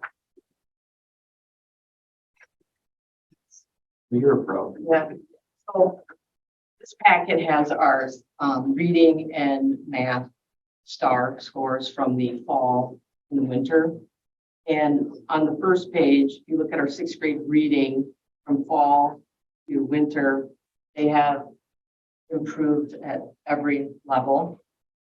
And if you look at even the intervention, the intervention and the urgent intervention, we've made improvements, and we've also had more people move to the on watch. So not only in sixth grade do we have reading intervention, but we also have a reading strats, which I think has helped our sixth grade. So they've been putting in a lot of intervention time, and then getting extra support, students who need extra support are pulled into reading strats for sixth grade. You saying strats like STRATS? Yes. Strategies. Strategies, short strats. Thanks. Kind of like, yeah, okay. We call it strats, it's strategies. I'm not sure how to read it. Okay, so if you look at the top, add above, benchmark or add above average is green. Are these individual students? That's, Yes. yes, Yes. it's total percentage then of the students. On watch is the blue. Okay, this is, So each bar represents a student. yes, Two. yes, yes. And All the right. white line that you see go across there, that's like the, right, Okay, we're good. 40%. So you can see the blue. You know, some of those students are starting to reach that 40%. Okay. And then as we come down, some of those on watch students then moved over to the above benchmark. So yeah, sixth grade's doing very well. Seventh grade. We do have some work to do in our seventh grade level. But then again, we don't have, you know, the opportunity to have a reading strategies class because of our schedule. But we have started to implement more tier 2 and tier 3 intervention supports to work with some of those students that would be in the red. Can you say that again? You're increasing tier 2 and tier 3 Right, supports. right. Yes. That's more Tier- small group and more individualized attention. Small group more so for the tier 2, and then the tier 3 is more individualized attention for the struggling reader. And one of Tier the, 2 is blue and tier 3 is yellow. Is that what you're saying? It's tier 3. yeah, This is tier 2. no, Oh, this is tier 3 yes, and this is tier 2. yes, that's what Yellow we try is to tier get, 2 yeah. and red is tier 3. Okay. And one thing about this test is it is a time test. So sometimes students get frustrated, especially if they have like test anxiety. Or some students maybe don't take it very serious and will finish this test in 10 minutes, and it's a 30 to 40 minute test. So the teachers see that, they will ask them to take that test again and try to get them to take their time. Doesn't always work, but we've implemented some of those intervention strategies, especially at that tier 3. So we'll have to see if that has helped us when we get to our spring test. Is this the first time that you don't have room in the schedule for a reading strategies class? We've never had it at 7th grade. Or 8th grade for that matter. Is that by scheduling choice, or is that because your schedule's full with other required subjects? The schedule's full. Yes. With other required subjects? With required subjects there, obviously we do have some electives, but it's the availability of the teaching staff that would be able to teach a reading strategies course. Because our reading teachers also teach English Electives. and history. So it doesn't allow them an opening or time to do that. For the tier 2 and tier 3. So tier 3 is 1-on-1. Well, tier 3 can be one-on-one, but it's a very small group, like maybe 3 kids. And then tier 2, we try to keep the groups 8 to 10. What are they doing in the tier 3? Is it Different, what they'll do is different skills like reading, like comprehension, for instance, if they have trouble comprehending what they're reading, that's a skill that they will work on.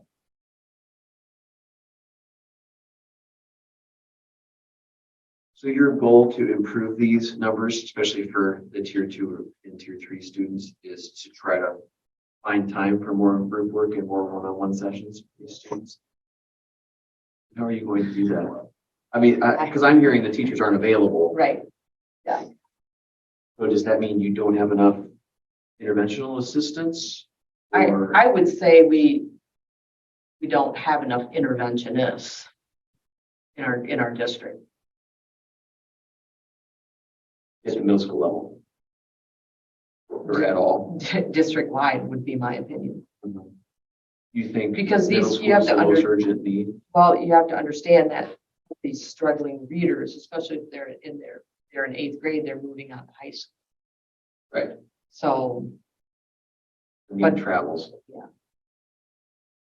and you know, obviously we're seeing more needs coming up from the elementary, like the fifth grade, more students who need support. So I think it's district-wide that we can use more reading and math. That's just my opinion from what I've seen over the last few years. Can you remind the board what interventions you currently have, middle school level or have access to? Well, technically, Mrs. McGraw, she'll come up and work with our tier 3, tier 2, and some tier 2, some tier 3. But otherwise, it's our reading teachers who Come up from handle. Elementary school. Yes, Okay. yes. And how many hours a week would you say? She's up here in the morning for, I'd say, maybe 3 hours. Then she goes back down to the elementary, and then she comes back up in the afternoon. Most days, that's how Most the days, schedule goes. yeah. Okay. I can imagine it. Yes. Did you do that? Yes. Yes, yes.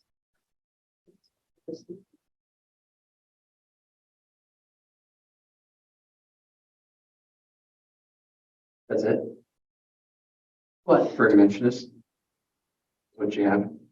well, obviously, we have our reading teachers, like Mr. Miles, Right. Mrs. Riley, Right. Mr. McGraw, and then our sixth grade teachers, like Mackenzie Brown is a reading specialist, but teaches science in our sixth grade along with reading and English. I'm seeing the reading issues, so assuming, but I want to make sure that they're seeing the reading issues flow into social studies, science, math. Yes, I would say that. As a principal, I do have, if a student, let's say, is not in our special ed program, but they may have trouble with comprehension. A lot of times the teacher will ask me, hey, Ms. Dahl, do you have time to read this test to the student third hour? And if I'm available, I have no problem doing that. There's no intervention or instructional assistance in those other core subjects, correct? Well, yes, there are, but No, they, no. They're not in math, they're not in social studies, they're not in science. That, she was asking intervention in other core okay. subjects. Instructional assistants they're in some of those classes. They work with our special education. Are the special ed students on IEPs included? Yes. In this work?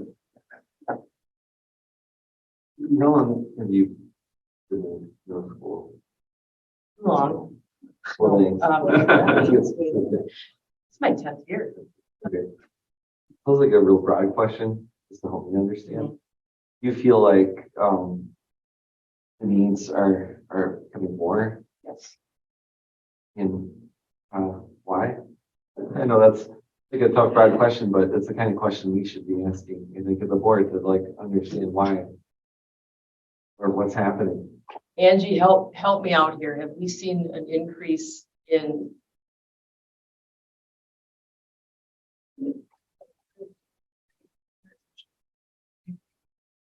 9.5%. 5 years. I think Mineral Point attracts lots of families for lots of reasons, and that just brings a lot of diverse learners. I think that the change in and middle. Obviously, I at Bernie School, they saw this pattern of Like,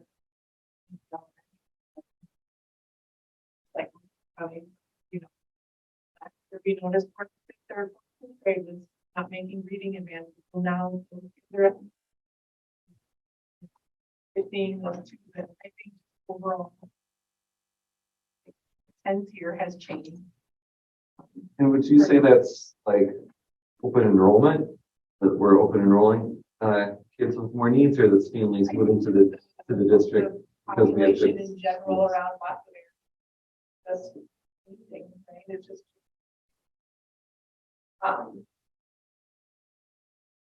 COVID didn't help in the grade. Don't you think in general, I mean, it's technology. So maybe an owner's man, they Google it and watch it, you know, to see how the kids aren't seeing their parents read. I think it's just Very trend from 6th grade. evolution, you know? I think the other thing too is hard. Evolving. I'm not saying that those star results aren't accurate, but just in mind, so they start taking that test in 2nd grade, and we all know middle school adolescents, especially by 8th grade. You know, like getting them to buy in the importance of that test or the forward exam of they don't really care, but we care, but I can't care more than you. You know, it's one of those that times multiple choice. Pretty easy to just pick a thing, you know, like I don't want to figure out this math problem. I bet the answer is C. Once you click an answer, you can't go back. If you were like, oh, no, that was the wrong answer, there's no going back and changing an answer. I think sometimes like those 8th grade ones are hard to get because they've taken that test for 7 years in a row now, 3 times a year. And that's what we want. We want that trajectory over time, but 8th grade buy-in is hard. And I would say from an outsider looking in, well, from what I've seen on the board, I think part of that is due to the growth and the expertise in our student support services and how that has trickled down through the staff. In the past 10 years, we've also got better at identifying need. So the need may not have necessarily increased. We've done a much better job of identifying need and addressing need from the resources we had were designated years ago. So. And just looking for it, like really like we're collecting lots of data now on students. You know, we're ones have had these things. We have, and don't get me wrong, I mean, we have some students that work really hard and want to do well on STAR tests, forward assessments. But then you do have students who take 10 minutes to do a test and tell them, okay, you're gonna have to take it again, and you get the good old, oh, I have to take it. Yes, you need to take your time. That's more important. So, but you know, we have students who work really hard. Our staff, you know, puts in the time and working hard to improve things. So, you know, there's a lot of factors that go into it. And this is a 3-hour snapshot of students over the entire school. Yes. I think we can appreciate the variables here that you know make it so that this is just one snapshot and we should take it all with a grain of salt. But I think that aside, I mean, I think you're going to have the kids who don't care or don't test well at every grade. You know, maybe to Angie's point, maybe you got senioritis at 8th grade. It's a little bit worse, but I think you're going to get. I think buy-in for these tests is probably going to be a chronic issue. But I mean, I think just from a board level, you know, we want to know, how are you determining where the problems are? What are you doing to try to solve the problems? And what do you need from the board that you don't have? You know, that would help you solve the problem better. And I think that's the whole crux of this discussion is, you know, where are the areas of need? You know, like, do you need another interventionist, or, you know, we need to do more with creative scheduling to free up some of these reading specialists so that we can help these kids Well, a little bit more. I don't know what the answer is. Well, Mr. Austin and I have talked about a few things that we do with schedule. Uh-huh. Like, for instance, we have reading intervention in the morning, but we have our reading classes, 7th and 8th grade reading classes, the end of the day. So we need to make sure those classes flip to the morning. That's one thing that we've been talking about, scheduling.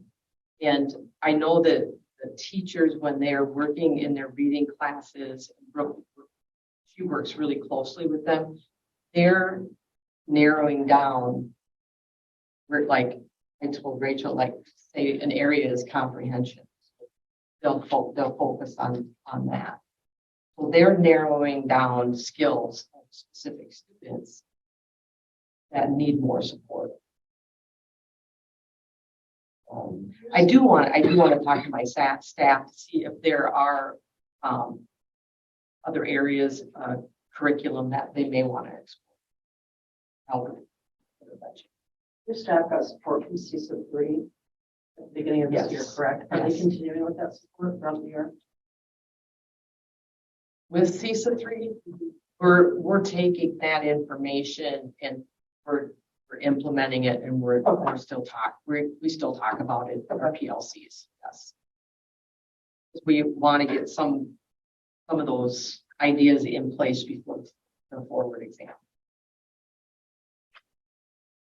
Now, our 8th grade, we did see, some improvement fall and winter, and then if we move on to math, our 6th graders are also knocking it out of the park. And we also have 6th grade math strategies at the 6th grade level. And so the math intervention in the morning and then 6th grade math strats in the afternoon. We've seen some pretty good growth in their STAR scores. And 7th grade, we've seen some growth, especially at above, and then on watch, we've been able to decrease that to 16%. So, and there again, we have math intervention in the morning and then reading strats. But at our 7th grade level, we have one math teacher doing an intervention and math strats. Same with the 6th grade. Same teacher, you said? Yeah. What's the strat? Math in 6th grade. Sounds like we're doing better in that, proficiency. So Yeah. good reading should be area of focus.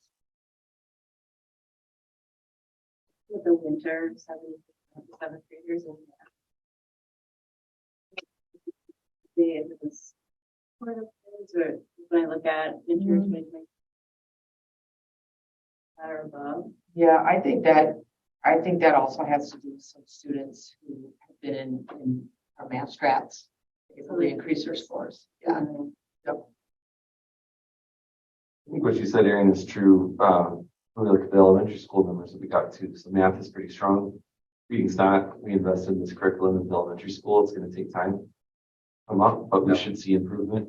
Hopefully, the 5th grade class is difficult. We're going to have your hands full in 6th grade, but next year. But hopefully, we start to see this work. But it's just going to take time. Yeah. But that doesn't mean we can't do interventions and try our best. But as kids get to high school. And when we go to 8th grade math, I think some of the issues that Angie was referring to, but we did see some growth in our intervention from 16 down to 9%. And we have one teacher for 7th and 8th grade math. So that person is teaching all of our math, doing 7th and 8th grade mixed intervention, and then is doing 7th grade strats. So When I went down to get my colorful packets, who's in the room working? Our 7th and 8th grade math teacher. So, I mean, I know she's putting in a lot of time to really, have our kids be successful. And One human doing the whole list of things. Yep. 7th grade math for everybody, 8th grade math for everybody. Yeah. intervention. Love the intervention. Yes. Yep. And some of our 8th grade, our advanced students do take a freshman algebra class. But yes. And not that all of our our teachers don't work hard, because they do, but that's quite a load for one person. Carrie Cabot. I think that Aaron's point. Like, what are the priorities? Next month coming to us with this data, my top 3 priorities are ABC. I need support. From the board. And why? On schedule and then work. I want to wait. One thing though about more people too is we have to have classrooms. Right now, we don't know that. Right. And last is just some noteworthy classroom data with our book clubs have really, been popular, and you can see the numbers in the grade level book clubs. And then ARs, our accelerated reading program, which you can see how many words students have read so far this year. And then our 6th grade math teacher, Mrs. Siegenthaler, and then Mrs. Cabot for 7th and 8th grade just wrote a few notes there. Math programs. This is like, the kind of information we're looking for. So appreciate it. I just echo great sentiments, like just informed of the plan of like what you're finding and what you want to do, and then don't be afraid to like ask us for resources. Things are tight, but like this is really important to us, especially in the context of COVID. The kids got behind, and we need to like step up and be there for them. So and anything we can do before they get to high school, we'd like to do. So I know one thing I'm looking at is IXL just came out with a program help practice with forward exams for math. So that's something I'm quite sure about.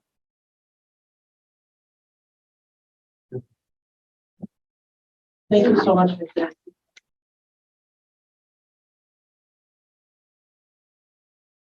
Remember, he gets to go first next time. Yeah. It's joking. in my head. Well, I said, once you get like, maybe this will be a little easier. I don't really know. No, you're still on camera, so it's all good. Yep. Okay, so I'm gonna apologize tonight because we don't have a student representative here tonight. Our senior body president is actually Griffin. He usually comes to these. He's on Senate Scholar, so he's gone for a week at doing that. The other person that we had tonight, because we had a makeup game, is actually in the gym doing some media stuff. So I'm sorry about that. So I'm going to fill in their part first, and then I'll move on to a couple other things. Things that have happened over the last month here that they would have told you about. We did have finals. We had holiday games, which was a blast. Currently right now, last week, we had Skills USA Week. If you haven't heard about that, and we have basically three of the major clubs that we have for kids. Their week is in February. Last week was Skills USA Week. This week's FBLA Week. Tomorrow, I'm hoping a lot of kids look like me with a tie on because it's business attire day.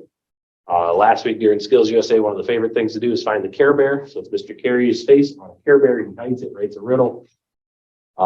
Changes them every year, so the kids have to go find it in school. And then next week we have FFA. So they go right in a row.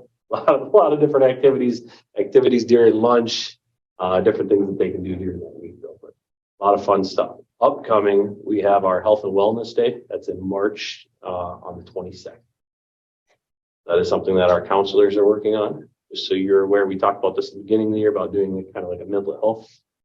We want to call it Health and Wellness Day. That's coming up. And that's middle school and high school. And things for you guys to. So it's going to be centered around the Sources of Strength wheel. So there's some physical activities, there's some making things, it's just different activities. We met about 2 weeks ago here where we started writing down all these ideas, trying to pull it and see which pieces we're pulling in. I can shoot you an email though with what we got if you'd like me to. Well, I was going to tell her to shoot you an email. What day is that? March 22nd is a Wednesday. Yep, it's right before, the week before spring break. Maybe when you have the scheduled events put together, you can just email the whole board. Yeah, and absolutely. Like a invitation reminder. Yep, Absolutely. absolutely. So that is coming up. So a couple of things that I want to talk about. We talk about portrait of a pointer, and first we actually kind of talked about, if you want to pull that up there, the student portfolio this year. So part of Zello, what they'll go in, the students can go in and do different activities. They'll kind of match them up with careers, match them up with their top 10 ranked skills, and then cluster matches. So this person, and I pulled the names off obviously purposely, kind of matched up to health science and human services. And so there's some different activities they can do within Zello that we want students to do. And then if you go to the next picture, one of the things that we're having them do this year is build a portfolio of their different classes. So this is really building, reflecting. So if you look at here, this person's in band. They have let's see what else there. There's history. There is a couple art pieces. So they can, and this is a really good one where they're pulling different parts of their really good work, putting it in here. The good thing about Zello is they have access 3 years after high school. So if they put it in here, they can still see it. Where their Google Drive, they have access till about July 1st. So if they don't pull it off like we tell them to, they don't have it anymore. So this is really a good resource for them to use. But that's kind of what it looks like. They upload it, they can write a little reflection on what it is. And that's how we're building that portfolio. So this piece down here is actually the student's own work that they put in as a sample. Okay. Is that something that they can download and put onto like a flash drive and save somewhere else? I believe so. Yes, I believe they can. I think they can actually take it all and download it too. Yeah. The idea here is then they build it throughout their 4 years, which kind of leads us into the portrait of a pointer. So we talked at the beginning of the year about the portrait of a pointer, or portrait of a graduate. It's a way for us to develop, and I'm going to read it here, but developing your system's vision for student learning. So it's a way for us to really dig in and develop what that looks like for kids as they graduate high school. This is a process that we are right now planning on using CESA 7 as a resource. We actually had signed up for a training that got canceled because they didn't have enough schools who signed up for it. But then we actually met with Scott the week after. So the next steps for us for that are to kind of develop a team. He'll come down. We'll actually do an analysis of the current systems that we have in place at the high school level and help us kind of guide our direction that way. I will be sending out an invite to you guys here. We'd like to have a couple board members on that team, admin, teachers, aides, to help develop what that looks like. Probably a couple student council members and things like that too. That really allows us to develop what that looks like for students. And this, I think, plays into that as we move into the future. Any questions on that stuff so far? This uploading, creating portfolio, is that something that's optional or encouraged at this point, or Trying to make it one artifact per student per class. So for each semester. So if you have English, you do 2 over the year. If you have FIAD, first semester, you do 1 for FIAD, and so on. That is our goal. Not hitting that goal at the moment. I'm not going to lie to you that way. Working on it though, right? So it's getting kids to do it and do that part. But the goal is to do 1 artifact per class per semester. are you the enforcer, or are the staff instructed to kind of embed that in their They're curriculum? supposed to try and embed that into their curriculum. So they're embedding it as a reflection day or as an assignment, or hey, we did this big project, you should put this in there and encourage them to do it. Again, the nice part is if they save this on here, they get it for 3 years after high school. I know how many things I have on a flash I still have with extra of stuff that I had in high school that I could use on in college when I needed it. So You still working off that flash drive? what's that? Are you still working off that flash drive? Some days. Depends. I got lots of flash drives. I'm kind of Or are we not using flash drives anymore? We just use the cloud? Nah, Floppy flash drive. I still like my flash drive. Depends on what I work on.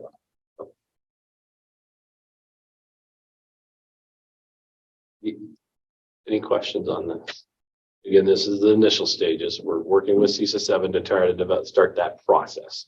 It'll be a 2-day training or a 2-day kind of thing where Scott would come down and help us guide us through that assessment and the next steps.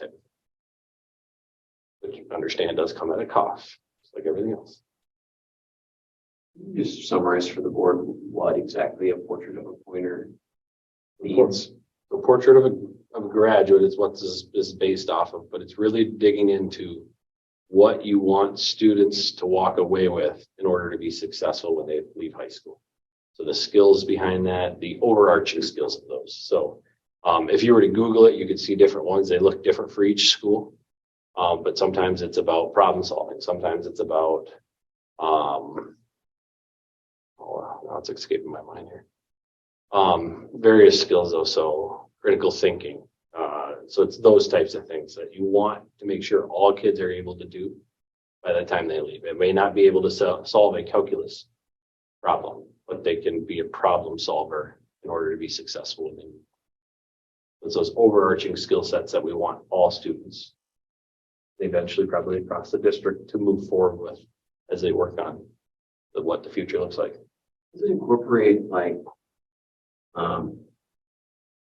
hard skills, like just academic achievement, competence, in addition to, I don't like to use the word soft skills, but like more like core skills, like problem solving, critical thinking, and then I think it also uses those academic skills to get to those other levels. It's the best way I can explain it. Say that again? Uses those academic skills that he's talking about to show that you can be a problem solver. Does that make sense? I mean, well, I mean, to me, my understanding is the portrait of the graduate is kind of a mosaic of different kind of categories of achievement and skill sets. And I just, I don't have it right in front of me to get a sense of how comprehensive that is in terms of different types of skills and including, social emotional readiness as a graduate as well. So, a couple of them that, for examples, critical and creative thinking, collaboration, personalization, communication, curiosity is one. That's somewhere here, right? And then I can go to a different one. Again, they all look a little different. Courageous leader, creative problem solver, confident communicator, agile thinker, empathetic collaborator, resilient risk taker. So then they define those a little bit more as you go through the process. Use your academic subjects to teach those skills. Or you're going to use all your subjects to teach those skills, I should say.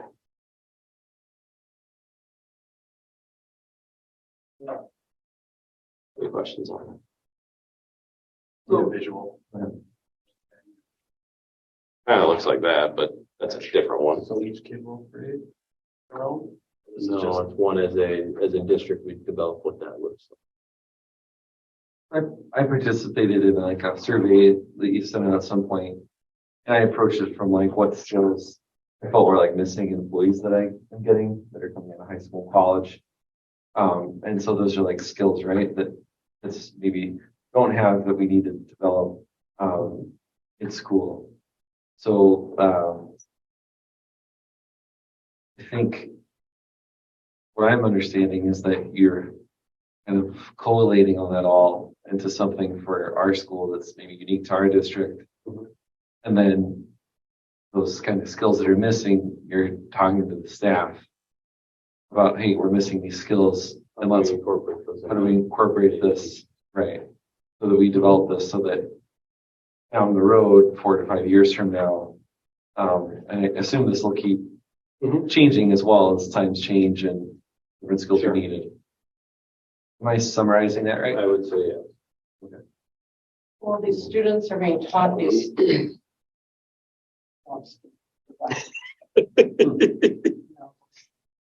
Mr. Perry, these are the hard skills. Is our staff also modeling those, so that students knows what that looks like? I think as we go through the process, that would be the goal, correct? Yes. Right. And So- then we're also taking into account that, like, yes, this is what we like, what we want a pointer to look like when they leave this building, but at the same time respecting their individual like strengths. Mhm. Okay. So And then not every student's gonna walk out looking exactly the same. I could see, you know, in an area like perseverance, that might be me taking every science class. It might be another student who's taken these art classes, and through these art classes, I did this pretty complex art project. You know, I persevered through this, or it could be something in an ag classroom or in the English classroom. You know, this is something I set out as a goal and I really persevered. So I think it does allow the individual student to kind of self-direct in some of those areas as well. Sitting in on some of that, on that first meeting with this individual, I think it does allow for individualization. You know, here's the target. You can get there down a different path if that's how you choose. Any questions on that? Right. I'll touch on my last thing. So one of the other things that we talk about, and this will help guide some of our other stuff, but we do track some future ready data. There's a lot of numbers on this page, so just to highlight on some of this stuff, I didn't send that back to you. So, but I do have just some updates on it. I mean, when we talked about the ACT, we talked about, you know, there's a little bit of a dip in the learning, and you can see that in this data too. We do see a nice rebound last year with the 9th and 10th grade Spire benchmarks. The unfortunate part is we're not going to get to see what that looks like this year because they're changing to the pre-ACT. So those won't directly line up anymore. But we try to track number of dual credits, so like CAP English courses. We've, over the last couple of years, that's went from very low numbers to very high numbers. We offer a lot of Southwest Tech College Up classes, dual credit courses through Start College Now, things like that. We track percentage of Algebra 2 who get an A, B, or C. Typically, we're above 98%. Most of our kids get that, and I credit that to our teachers and our system. Of, you know, if a kid doesn't get it, we bring them back in and we help them. We also track so different ACT score levels within each category. Yeah, is this information you can share with us now at this point? Yes, I can. Okay. It's a very confusing thing. You want me to So print what it? I would like, Print it? no, what I'd like is that, so as a school board member, a father, and a taxpayer, I guess like what we're trying to understand with these things, like what we get with the elementary school and the middle school today, is like, are we getting our money's worth? Like, is our money well spent? Are kids achieving what we need them to achieve? Or like, are they prepared in reading, math, science, these basic skills? And I know the high school is different because you hit all of these electives and art and athletics and all of this stuff. But there's like a minimum standard that we as a board need to like understand if we're achieving, and that we have to be able to show this through numbers and metrics. And so what I would like is for you to boil this down and like simplify it and get it to us on paper or a PowerPoint so that we can evaluate, you know, like the same way that we've asked the other grade levels and they're now providing, that we can understand that the work's being done. I'm not doubting that it is, but we've got to see it. Like that's our accountability standpoint. And what we're asking for is to like see this down on paper for you to present it. And I don't want to see 8,000 numbers. Well, I know you don't. That's the thing. I Right. understand. So we need you to boil it down to like something that we can follow. Because the pointer, like, you know, that sounds like really good. And like I participated in that. And again, like there's skills that kids are missing that they're coming to like work for us, that it's important that we're working on at the high school. Like something like that is like the basis for that, like you said, is like reading. like if somebody's a really, really good reader, you can get through life. Like that's the essential skill. If you can read, you can do math. If you can read, you can do science. Like it's reading and comprehension is the basis for all learning and work, right? So I guess like that's what I've been asking for and what I'd like to get, and I'm gonna keep thinking out loud until we get it. Yeah, I mean, I totally agree. I mean, in other words, what are you tracking? And, how are we doing? And how are we trending year to year, knowing that there's some caveats with the testing and all that. And that's kind of what I was getting with the portrait of the graduate too, is, out of all these things we track, ACT, Algebra 2, grades, CAP classes, dual credit classes, those kind of academic benchmarks, do we want all of our kids to meet some of those benchmarks to be considered ready?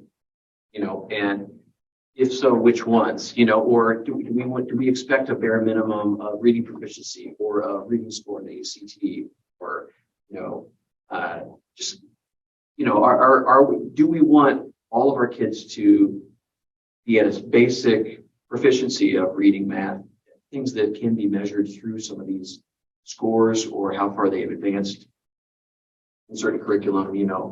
They've gotten at least a C on Algebra 2. To me, that tells me something in terms of math proficiency of a student. You know what I mean? And we can have that conversation together. And I hope, on this Portrait for Graduate team, we can kind of use the data that we already have to define what that portrait looks like, knowing full well, to Christy's point, that maybe not every kid is going to take Algebra 2, but are there other ways we can measure, academic achievement and basic proficiency to be ready for anything? So yeah, I think maybe getting in the habit of just, crystallizing what you're tracking into some kind of readable form that can be, I can do that. shared without, with maintaining confidentiality. Obviously, we're talking just big swaths of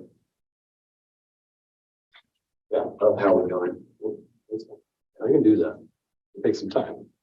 Sure. Because the way this is laid out versus, that's obviously a test. And Yep. It's hard to have a discussion. and I get that. So I guess the things that we're seeing, so let me back up. The things that we're seeing, we saw a dip in some things. To address those concerns. Right. So that's really where you want to know what we're doing to address the estimate. How do we address reading? How do we address math scores? So a couple of things we've done. We've obviously moved advisory to the morning, right, which has helped a lot. It helps kids get access to teachers right away in the morning for help versus at the end of the day when they're tired. That's helped immensely. We've got a geometry strats class that started last year, now is going this year. So that is new. We had an algebra strats class. We have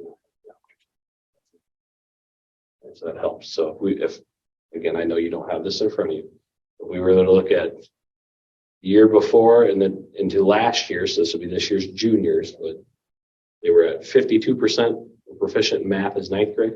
They jumped up to 62% as a sophomore in math, which is great. So we're seeing an increase. We attribute part of that to is we had that geometry strats class. We can get some more help with those kids. We have an English strats class at the 10th grade level. And we are a lot like the middle school. We don't have a strats at each level. It would be great if we could, but we don't have the time to fit in our schedule. Other things we've done, right? We have our ACT boot camp, which is going on right now. The juniors are in that for 4 weeks before the ACT comes up to help them get skills at their level. We give them a full skill ACT practice.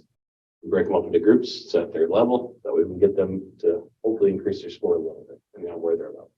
Is that all they do for that month? Are they out of all the classes and they just do ACT, or is this like 2 hours a day? Or? During advisory. Okay. Just during advisory, 25 minutes. Cool, got it. 3 days a week, 25 minutes. And then you have snow days. Wisconsin weather. So, we've had a reading SLO the last couple of years. This year it's a little different because we're on the portfolio part, but we've got a reading goal where teachers pull articles into their class. So even if you're in a math class, you're reading it. Good practice. So the goal was to help people understand those are good practices and continue to do those things. Yes, Dr. Dunn.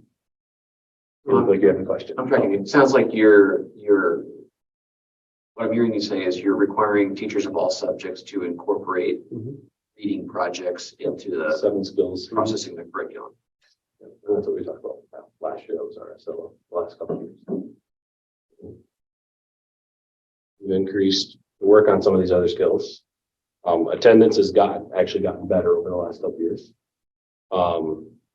We've also increased our youth apprenticeship program, which helps kids get different or gain different skills from employers, which I think is a big deal in today's world. So that's been really nice. We're up to almost 40 kids this year.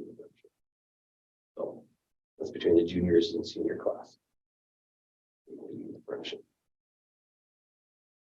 All that down on the one page. I was gonna say, I understand this might take some time, but the first time. I'll take the 8,000. Yeah, I know. No. If you can, if she formed it, said, exit, even if it's a summer project or whatever, that would be, and then you can just plug in data. You've got the bones of it there, and you can just. Yeah.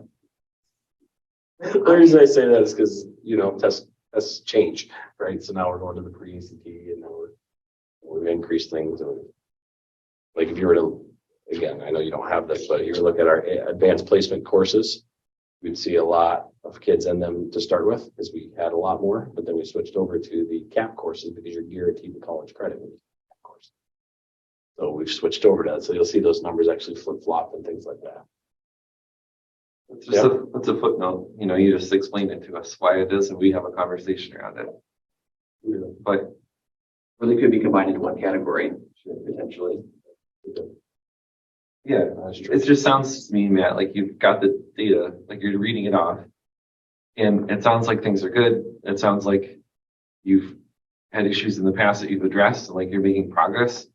So we just want to see that so that we can share that with the community in a public forum, in a way that's digestible and you've got it there. And I guess if we can offer any help or if there's any resources, like if you need visa 3 or something to come up with some kind of reporting mechanism that would be easier, whatever, ask us for the resource. But, it's good for you, it's good for us, and it's good for the community to have transparency around performance metrics. Agree. We'll work on it.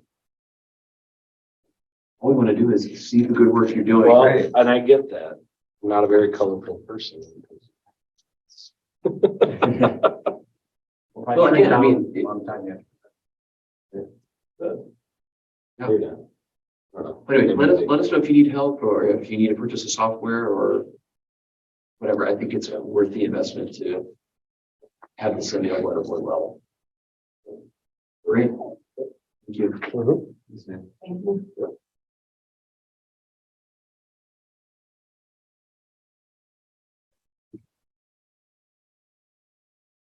Any closing comments, Mr. Wainwright, for your building updates? Or Part of what you're asking for comes out of the, call it old, redefining ready. So it was around, what are some benchmarks for career readiness, attendance? So we track attendance. So if your attendance rates are here, your involvement in co-curricular and or extracurricular, and are you involved in those things? And the more you're involved, then you're going to learn that, I need to be a team player here. I'm part of FFA. I've taken on a leadership role in Skills USA. I'm in forensics and those kinds of pieces. And then it's also that, how many layers of math do you take? Did you receive at least a C in Algebra 2, which is kind of comes from ACT, where if you're just demonstrating that level of proficiency in high school, studies have shown that you'll be successful at the next level in college. And, do you take dual enrollment classes? So all of those things there, that information is accessible and can be put together on a spreadsheet. So and that kind of does roll a little bit into that portrait of a graduate or portrait of a pointer that these are still things that we can track that maybe kids don't understand that, if I show up for work every day, some of the people that I talk to, I want to hire somebody that shows up to work. And it's like, yeah, we want kids that show up every day, so I think when they hear it from me, it's like your own children, they hear it from you at home and it's like, yeah, big deal. You don't know what you're talking about. But then somebody else comes in and says the same thing. You're like, hey, this is a great idea. Why didn't somebody tell me this? But so, that's why we try to get especially our high school kids out into different places or bring people in to speak to our high school kids about, this is what I'm looking for. And I think they're hearing that from somebody else who actually will write the check and pay somebody, $18 an hour, $50,000 a year, or whatever the case may be, that, my teachers aren't just full of hot air right now. So I think there are things that will be easy enough to pull out to present, especially in that for high school data, because there is no specific reading curriculum or instructional program in reading, that has the flexibility they have at the elementary school. And, you try to build off of that a little bit in the middle school. So it is a little bit more difficult that way, but there is data that we can track that does show, here are things that we're measuring, here are things that we have been told, experts have told us these are things you can track. So those are easy things to build off of and provide that information. Yep. Update. So in your packets, you see that budget comparisons a year ago. At this point in time, through what would be the January budget report, we expanded 46.3% of our budget, and this year we're at 47.8. So again, typically we're within that probably 1 to 2% as far as where we are on our budget expenditures throughout the year. I think I'm still pretty comfortable where we are right now. If we are well above 50%, I might be a little bit worried about how things are playing out, but right now things are good as far as this current year's budget, this fiscal year's budget is. I would come back to, I had an opportunity to meet with middle school, high school staff, and all elementary staff and kind of explain the budget picture as I know it right now. We had a finance committee meeting at one point in time, and the talk was, can you just give me what a 1% on salary would be? So then you would know, the idea was, well, if CPI is 8, I just have to take that number times 8. I went in a little bit deeper into the budget. So I tried to put together the budget picture so that not only is it a 1% salary, but it's also an increase in what Social Security would be. It's an increase in what state teacher retirement is. It's in all of those other benefits. So what is the total cost for the school district? And then I still don't have firm numbers yet or a good idea yet what insurance is going to come in, but talking with Liz, I said, is it safe to use at least 7? Should I anticipate hopefully not having a higher increase than 7%?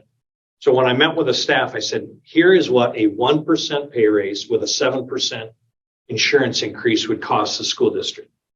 It's about $210,000. Now, through this discussion, I said, well, getting this year's budget together for the school was easy because I knew we weren't getting anything from Madison. It amounted to about $50,000 earmarked for special education. So knowing it was going to be a 3% pay raise, what insurance was going up, it was find the cuts to get a balanced budget. I was able to do that. I have no idea what Madison is going to do this year. So if I assume it's nothing, then I have to find $210,000 of cuts just to provide a 1% pay raise and cover the cost of the insurance increase. And that's no steps, that's nothing. If we look at kind of what the agreed upon salary structure is, can the district afford CPI? If the answer is yes, then can we go down to the next step? Can you afford to give a step? If it's yes, can you do the next thing? Can you change lanes placement and so on? There's like 7 steps that you go through. CPI is right now. And so what we would use for CPI next year, if we were offering it, is a 8.01%. is what the CPI index is for school districts. Anybody that their fiscal year starts July 1, June 30. Vast majority of the superintendents that I've spoken with are well aware that they cannot hit 8%. There are some school districts that are offering 8%, contingent on a successful referendum this spring. But not knowing what might come out of Madison as far as supports, and Will, you talked about a budget surplus, and the governor's education budget is to provide about $2 billion for education in the form of per pupil increase, an increase in the amount of special education reimbursement from 30% to 45%, and some additional revenue limit relief. That's the governor's proposal. The state legislature has been pretty quiet, other than saying, we know we need to do something. But their last support for school districts was the support that went directly to taxpayers. That they gave $600 million or whatever it was. That went straight to the taxpayer. That was not additional monies that the school could use to buy supplies, pay for inflationary increase, fuel surcharges, electricity going up, and all the things that happen in everybody's houses happens to the school as well. And not knowing what is going to come is a very difficult position to be in, to try to help put together any kind of a budget for the next 2 years. Some years we'll get something that says, well, maybe go with a couple of different budget scenarios. Do a $0 increase, do a $350 per pupil increase. Because, people inside the Capitol hear things like, I'm hearing some talk that, this might happen, that the legislature might be willing to agree to, providing each school district with a $350 per pupil increase in state aid next year. Well, that at least gives me a dollar amount to work off of and say, okay, how does that play in here? What can we afford? But right now, again, it's just completely shooting in the dark. I can put some scenarios together, and if the state does X, we can do Y.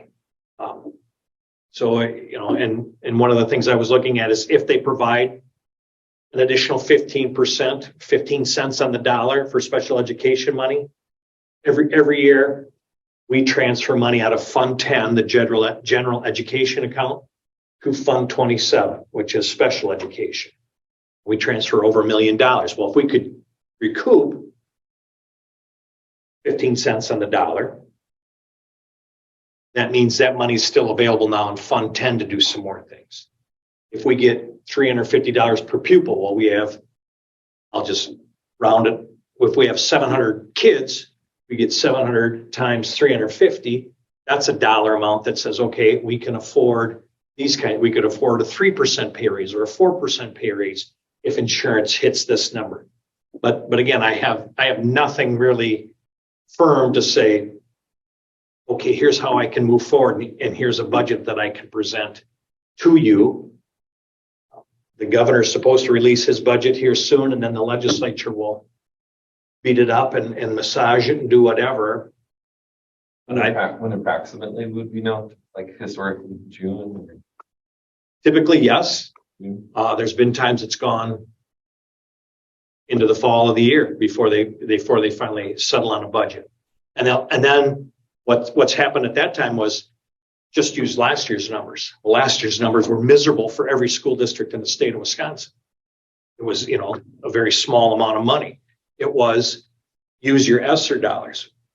And I know that some schools have expended all their ESSER money. Other schools have said, I need to hold on to something in case you put us in this position again next year. We have most of our ESSER money expended or, designated to spend on something. So we're not sitting on hundreds of thousands of dollars to cover an additional cost. I want to get a sense of the timeline. So this is my first year in the school board. So maybe Andy and Mitch can help me answer this, but what they're deciding is the budget for the next 2-year cycle, right? Correct. So we would know hopefully like this summer. And our budget year is based on the July 1st to June 30th. That is our fiscal year, That's our yes. fiscal year, right? Yes. Okay, so the budget we would be approving sometime this spring would be for July 1st to June 30th, July 1st, 2023 to June 30th, 2024. Correct. Okay.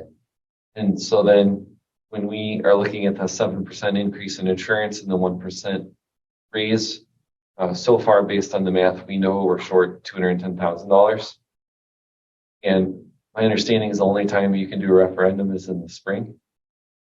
When they have when there is an election being held, Or So- the school board or any election. any election, Okay. So you could hold a fall referendum. except in the fall, there is no November election this year. This coming November, there is no election. So next spring, the next spring spring. of 24 will be the first thing when it's the school board election and state offices and those kinds of things. When that election rolls around, that would be the next time we could go to referendum. It's next spring. And then our options are, for that 210, I mean, there's just, then we pull whatever levers we've got. So, we don't increase pay as an option. We, cut staff, we cut programs to get to that, make up the deficit because we can't run a deficit, correct? We could use fund balance. Use fund balance in the short term and then do a referendum in the spring. Okay. Or balance and then.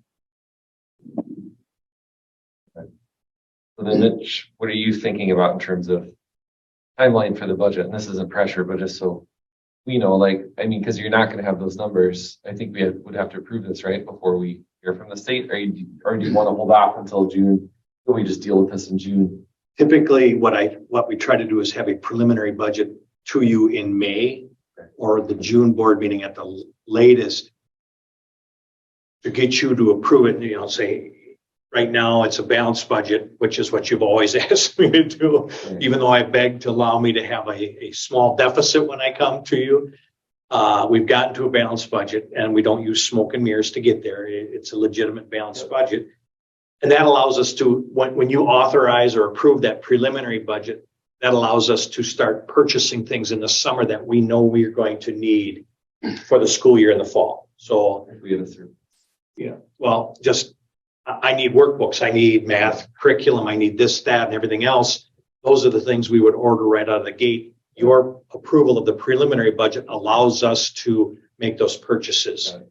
We certify the levy that last Monday in October. That's when we hope to have all of our data in place. And again, my hope is that when the governor releases his budget, presents his budget to the legislature, that if nothing else, there'll be there's no way we can do this, but we're thinking we might do that. Then at least it gives me a direction to say, okay, we know we can't go to 45% reimbursement on special education, but we're probably going to make 40%.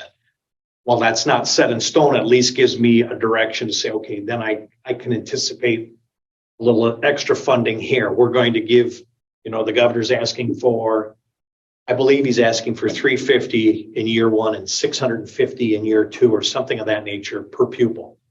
We can't give $350, but we could probably we're thinking more along the lines of $300. Okay, cool. That at least gives me a direction that I can move. Yet before the end of February, I hope to have a better idea, kind of an insurance where that might be coming in. And then we've talked about coming back to a finance committee meeting saying, okay, we might need to make some changes or offer up some options that might produce some more savings for the school district in terms of insurance. This is great. And thank you. Just some context for other decisions we got to make, right? We generally try to pass information, try to do the major budgets decisions in April. Give Mitch time to put entire budget together in May, which is typically been in the past, the technology budget. Salaries, benefits, support staff. Insurance, we don't really get a choice. Right. But we generally are close to having an idea. So generally in April, we try to make those decisions. So piece together the whole budget and Mitch can kind of understand what levers he has left for May. Thank you. So like a lot of schools, I mean, some schools went to operating referendums in the fall. Some have their question in the spring.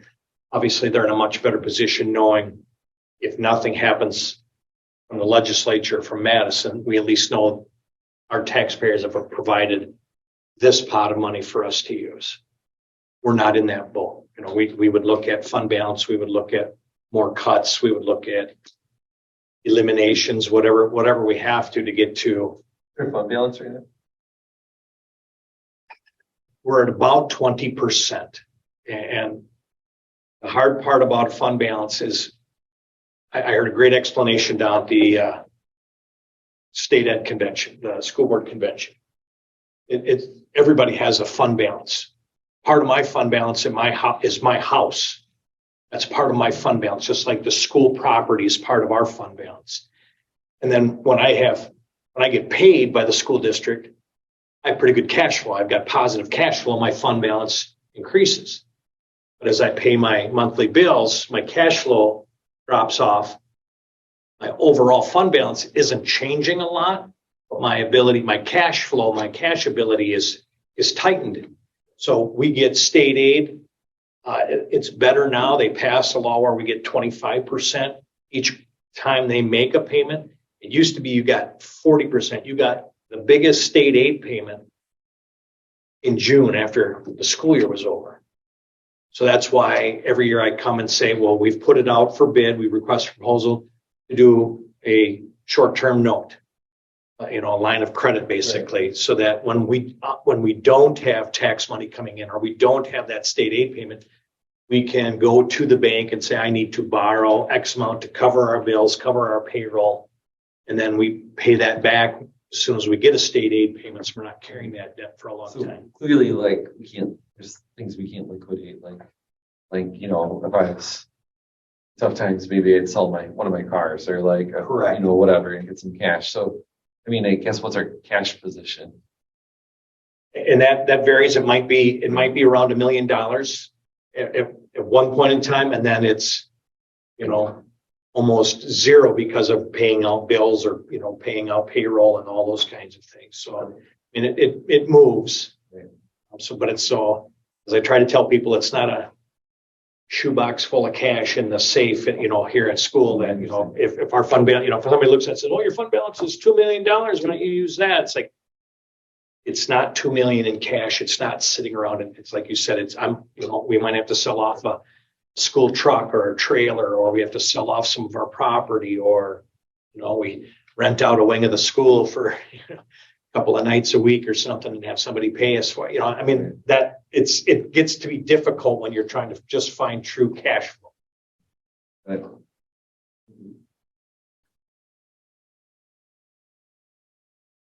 Any other budget questions? I have one, since it's budget effective, this is probably the best place to ask. We're about 2 weeks away from our retirement deadline. You mentioned that the date might be an issue. Some decision makers, are you still getting that pulse from the potential retirees that the date may be too soon to make that decision? Would say yes. And again, some of them reached out. I'm trying to make arrangements to meet with financial advisor and, just meeting with employee trust fund people to, okay, here's kind of where I'm at, those kinds of things. So it is. And I ask because it may help us to just maybe put another feeler out, see if the board maybe wants to have a special meeting to change that date. Some people aren't going to have the opportunity to say yes because it's too soon, since we are waiting on some other numbers anyway to make major budget decisions we may have. And I'll go back to, I'll go back to when I said it was about $210,000. That is not having anybody. That's the same staff being here next year. Just something What's for the us to- motivation for the date? It's just so that we could get along with the budget, like knowing what our numbers would be then? Was that why we put a March 1st? It was in the handbook has language in it that talks about anybody that's looking to retire. Oh, There was the sick leave payout. March 1st was kind of that deadline. got it. Like, And follow the, well, you don't need leave to- us hanging on. I mean, that's the reason behind the original language is we can't find out on June 15th. I'd be open to anything. Again, we're gonna be sitting on our hands until June 30th. I'm gonna just ask, see if it would be helpful if we did. Let us know. I think 4 of us could probably at least make a meeting. Change it. Radar. Yep, I will do that. I think we just wanted to make it clear. We just arbitrarily chose the date. We didn't want it to be open-ended.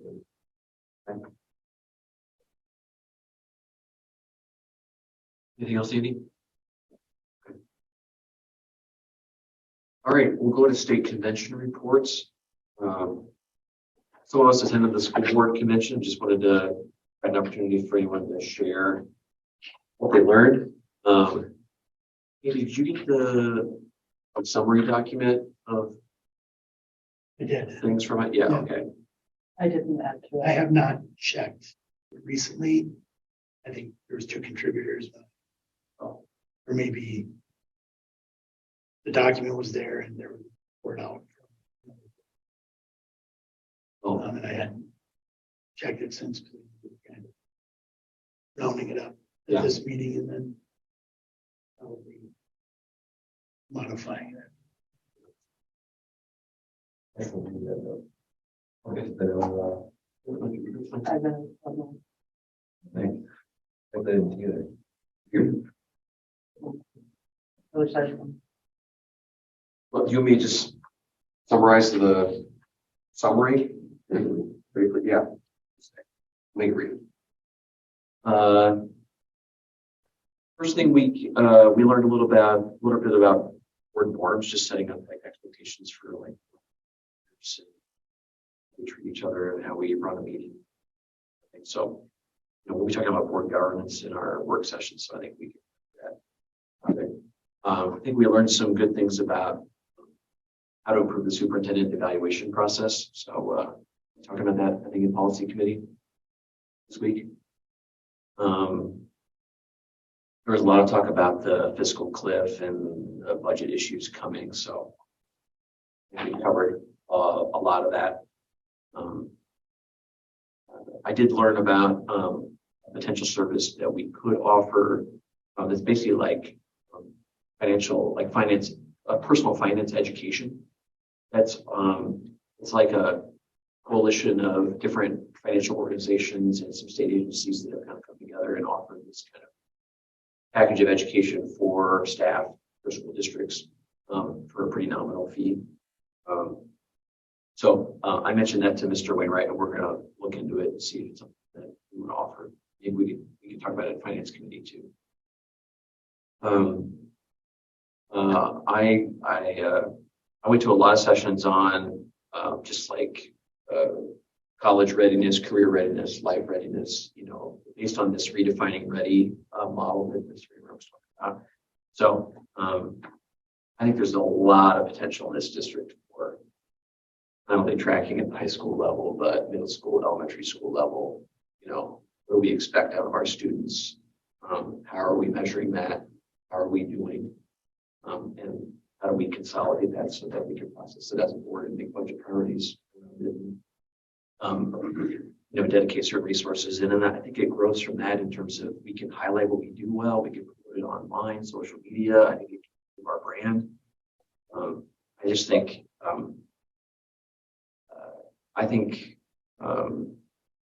you know, being able to define our district and what we do well from a data standpoint, the objective way that we can track, I think might be one of the best things we can do as a board in terms of like just improvement, in terms of how we follow just our progress. And so I think you know, more to come on that.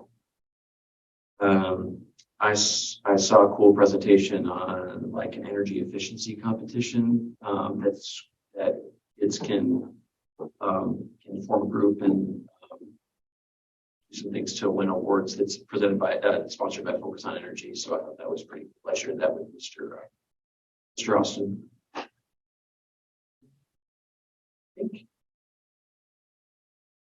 think that was about it. And, you know, I learned a lot more about just improving just kind of how we can be better advocates for the school district in terms of reaching out to our local legislators and even maybe connecting with our local city government and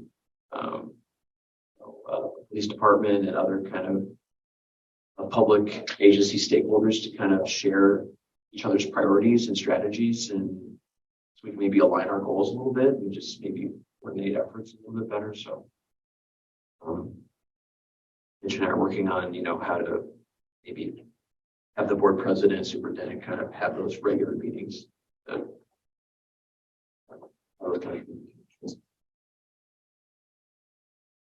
You guys want to add? I went to a couple of different sessions about community engagement in different ways, engaging the community more at school board meetings, but also as we are facing the budget situation that we are, community engagement before referendum, and a lot of discussion around how to support the students coming from a community slash school, like, you know, the town that we live in, the school that we have, the admin, the teachers, all being there to support the students that are in our district.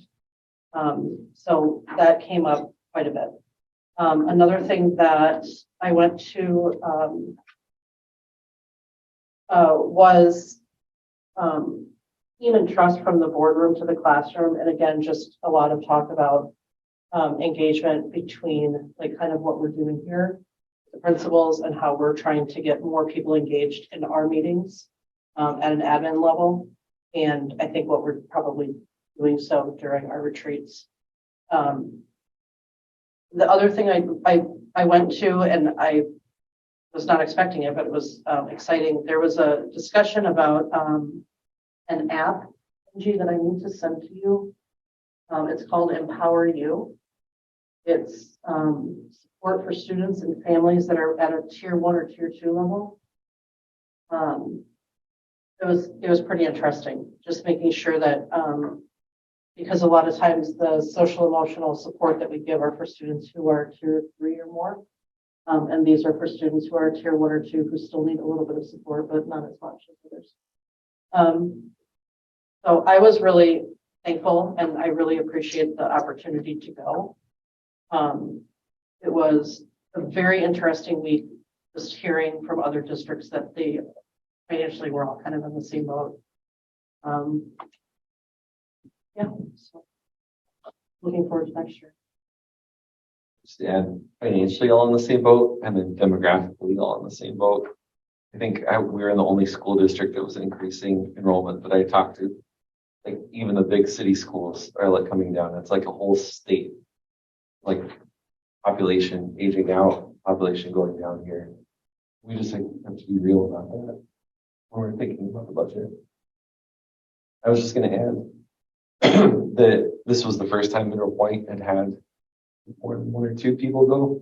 And a lot of people noticed that. So like at the CISA 3, several people came up to me like, oh wow, like Mineral Point's never sent people to this. So I don't know if you're busy or school for school, but we had 5 people. Yes. There. And I think Andy, you know, I reached out to you and you would have gone if circumstances had been different. So, you know, it was like great, and it was a good experience to spend time with all of you and just get to know you better. And I think it's good for governance and like team building. And I have no doubt we're going to be entering some challenging circumstances in the next few years. And that was great. And I just appreciate, you know, support from the school district to allow us to do this and those resources. And I learned a lot. Well, This was my 9th year going. So just some perspective for new newbies. And I hope you got a chance to see why I think it's valuable investment of time and resources. For those who don't know that might be listening, there's like 2,000 people from across the state that go to this. So this is a big deal. I don't think there's another time and space like it. And so to take advantage of it is really, I wanted to say that I was glad that you guys were all there too. I think there's also just some perception in the community that a convention like this is just a place for companies to sell their products and schmooze their board members and try to get you to buy something. And, you know, obviously there was a room where that was happening, but that wasn't, you can easily avoid that room, which I did most of the time. But the bulk of it was, you know, not just bonding within the board, but also, you know, networking with other members and just seeing what other districts are doing. And just, I mean, I hope the message to the community is that this is a board trying to be better, you know, so that we can serve the district better. Yeah, I'm glad a lot of people went. Good. And I need to do a better job of getting this meeting finished at a timely, in a timely manner, I guess. No, we're having a good conversation. Okay. Well, I think one other thing comes to the next thing on the agenda. Yeah. Justin, you attended that onboarding, and this, Dr. Dunn and I had this conversation prior to the convention. And when I saw this, I thought, well, I'm going to go and see what's going on. So Rachel, don't feel bad, because in that session, I heard plenty of people say, yeah, I was sworn in, sat down, and had to vote on things right out of the gate, and I had no idea what they're talking about. So we're not unique in this situation. The timing just worked out where they could do all of this on a night with a board meeting was scheduled instead of having a separate meeting. But, you know, a lot of times, here's your nameplate, here's where you sit, all those kinds of things. So some of the things, every board member has a 3-ring binder that we have started with, ideas that both came out. I think, you know, Dr. Dunn and I had conversations around how do we provide at least kind of a Reader's Digest version of some policies and some things that would be good for school board members to know. And then a lot of the things that we've talked about were also things that were in that meeting, you know, like the WASB website and the WASB, you know, new board member handbook and those kinds of things that you could go look at your own. But if we can at least provide some of those things right out of the gate to help somebody new to the school board, would be very positive. So obviously this is a work in progress, and not expecting it to be 100% perfect, but things that we thought should be part of something for a new board. Yeah. Just to dovetail on that, I mean, this is kind of a new idea, new project, just to express some intent to want to welcome new board members a little bit better and just orient them a little bit better so that they feel like, you know, being on the school board is complicated. And there's a lot of its own language. And so, but thankfully, I mean, WASB has this new board member handbook. It's the bulk of this binder, and I think it's 90% of what you need. So it's all right there, and there's an online version on the website. There's some specific board policies for the district. You know, a nice kind of small primer that you probably already know most about, that some of those people who don't have any experience in the education industry appreciate. But you know, we'll try to add like a list of committee members, and we'll try to make it a point as a rule for you to meet with Mr. Wainwright and the school board president. And there's also, WASB also has a new school board member orientation evening at CISA that we encourage all new school board members to do. So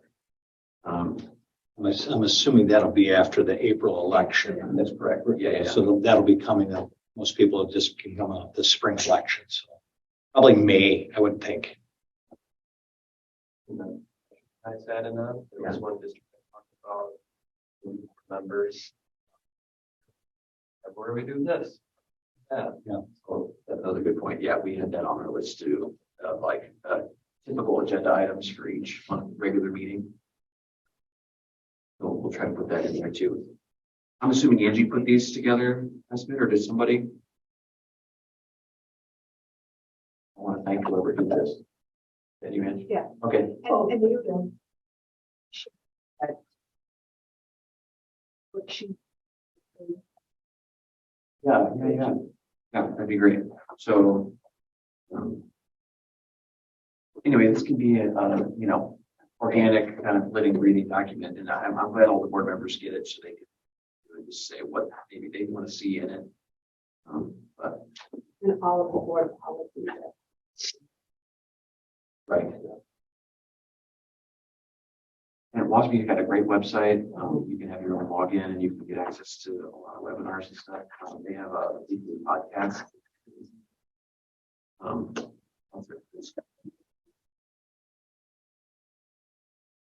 Okay. We'll go to the action agenda.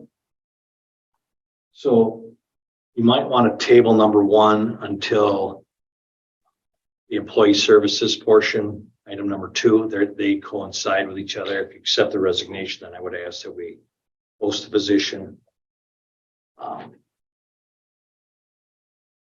Because that's the resignation is for a nighttime custodian. So you're looking for a motion to table the vote to post the position and vote on it next to the approval of the resignation. Right. You could make that motion. We accept the resignation and authorize posting a position. We can do that. See that. Number 8.2 under employee services. We just need to vote on a motion to do that. Yeah. Motion. Action item 1. You feel like that?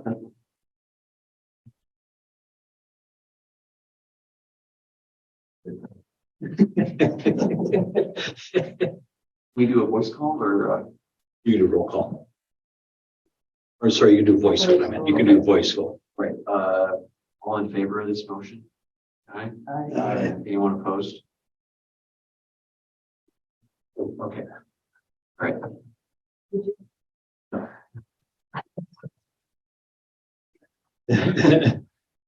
Okay, next is a couple purchases to approve. We have 2 purchases that we're looking to make that would be over $10,000. First one is for technology.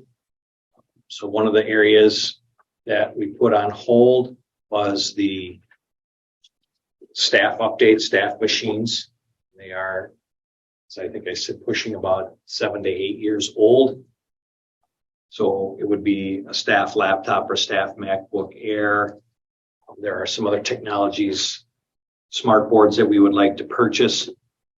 I am waiting on a final bid on the equipment. So I would ask for permission not to exceed $100,000. I know that's a large dollar amount. This last year, you authorized the purchase of Chromebooks. And I had shared with you that we qualified for the Emergency Connectivity Fund, ECF, and they guarantee a rate of reimbursement of 75%. In round 2, we actually got 100%. In round 3, we got about 95% because they came back and said, we got a quote on Chromebooks, and forgive me, I'll just make up a number, $450, and it came in that what they were able to find when they finally got through all of this was you could get one for $435 or something of that nature. So it was a little bit less. So we got about 95% of that expenditure back. So we had that's about $83,000 that we're getting back as a reimbursement.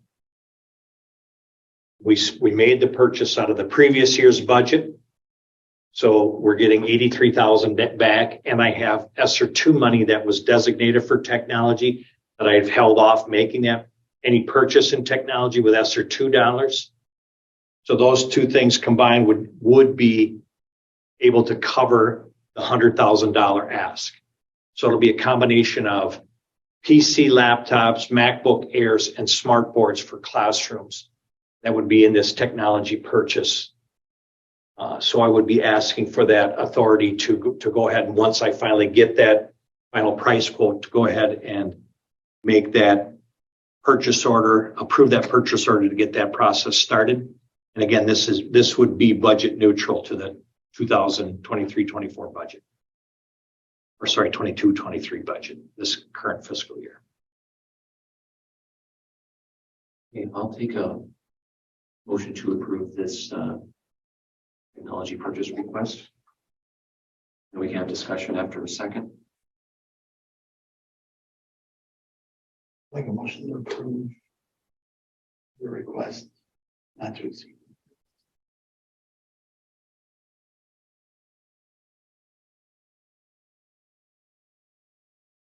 Skelton, any discussion or comments or questions? 80,000. It does not have to be used for technology, but I can't bank it and save it for next year to help offset anything that might be coming that direction. And the ESSER II monies need to be spent out by September of 23.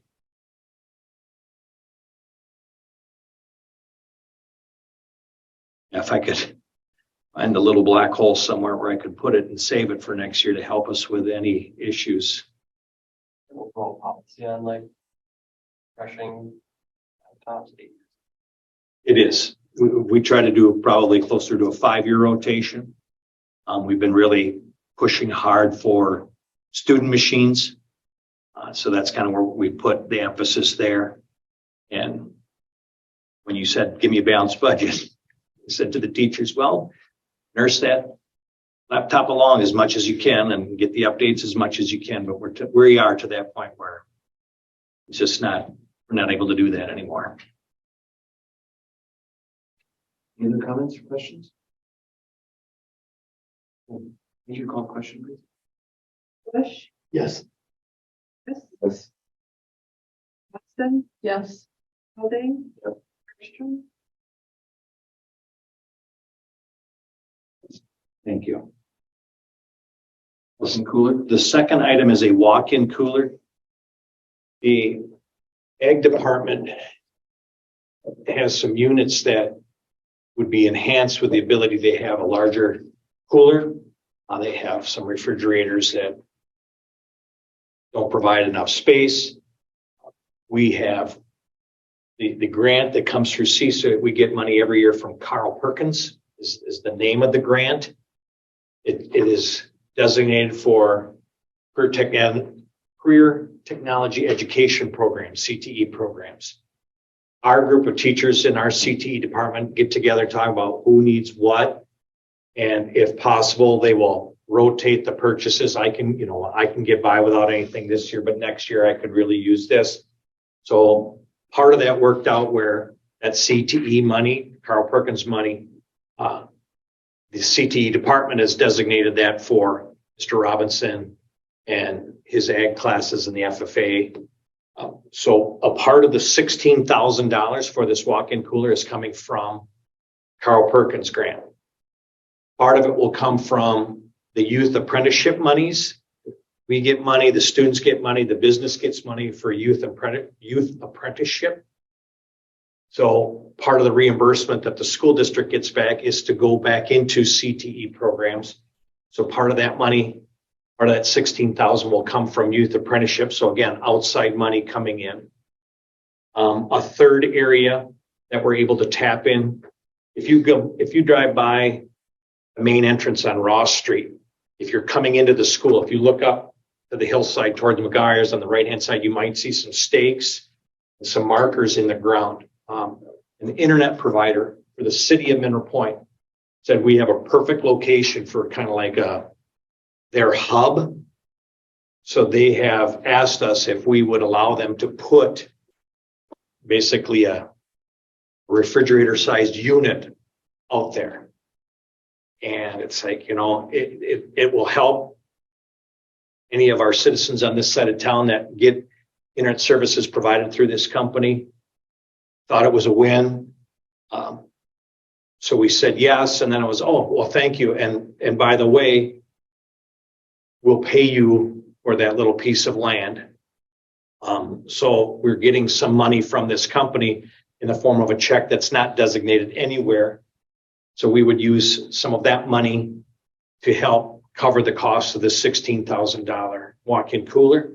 And if we are short at all, the Mineral Point FFA program and Mineral Point Skills USA program had said that they would fund whatever difference is there. So in essence, again, it's budget neutral. There's no Fund 10 monies being pulled out of different projects, pockets, or whatever. This money, a lot of it's coming from outside through some of these grants that are directed towards CTE. And we would like to purchase this cooler. On the internet thing, what company is it? The Wi-Fi or what is the hub? High-speed fiber optic. I can't remember. Okay. It's like Belmont just got it all put in. That was through the Belmont telephone company, so I think it's the same sort of thing. It's a big grant, get internet, high-speed internet places. Yeah. I believe Iowa County is next. Interesting. Yeah, so, yeah, my internet's great now. I love it. I mean, that's good news, right? I think that's something we really need here. Just, yeah, curious. So when you find out the name, if you can tell us, just because we're going to see this money coming in. I was just lastly, like, curious what they're going to use the cooler for. So I said ag classes, but what specifically, will they be putting in it or? Well, if Mr. Robinson's still here, your son will be able to butcher some of your steers and get them all dressed out and prepared. I mean, they do things like that. He does some of his classes. They will do some taxidermy, so the ability to preserve some of the things in the walk-in cooler. They do dirt to dessert, is a class that's offered. So sometimes he needs food that can be cooled for particular labs that are part of his class. Mr. Carey's Skills USA is interested in it because he has his industrial enterprise, which is an entrepreneurship. Sometimes he'll have kids that come up and say, this is what we want to do. And we don't really want to use the walk-in coolers in the kitchen because it might not necessarily be food sanitary, to meet those. Right. So this allows for some more of that expansion. I remember butchering deers in high school, like at the old high school, and something when you talk about Portrait of a Pointer, that I really remember, and like I still go hunting and remember how to like do all that because I learned it here in high school. So that's something Mr. Robinson can do. This allows that to happen because obviously you're talking about a 45-minute class period, so there's no way you're gonna, for lack of a better term, break down an animal in a 45-minute class period. So if you have this cooler that you're able to store this, you preserve everything and keep everything safe as well. Great. I'll take a motion to approve the purchase of the walk-in cooler.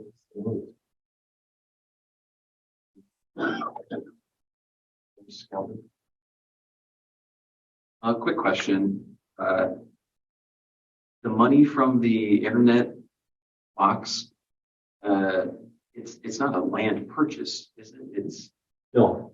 Thank you. It's more of a kind of a usage fee. yes. Kind of thing. Okay, so there's no permanent ownership to that spot. Or No, anything. no. Yeah, that's what I figured.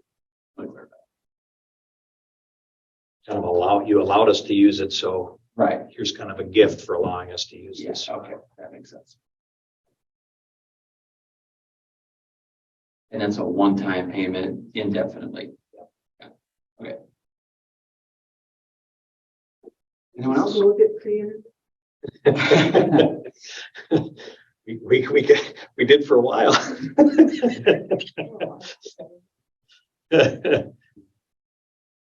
Andy, you call a question, please. Harris, yes. Thompson, Yes.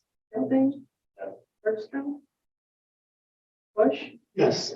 Dunn. Yes. Thank you. Okay, next is approval of the credit card statement of activity and bills payable. We'll take a motion to approve them together or separately. I'll move to approve them together.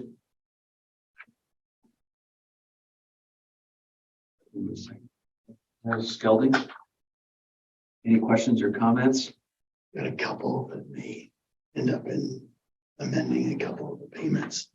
Curtis Fiedler has gas for the Ladysmith tournament, and it looks like it may have been entered twice.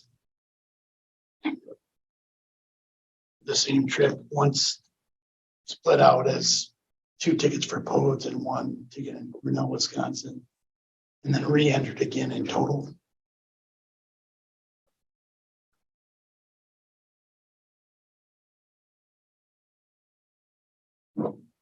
See what page. But it was on part 1. The additional. So that's. I believe it was 279.02. 259.02. Yeah.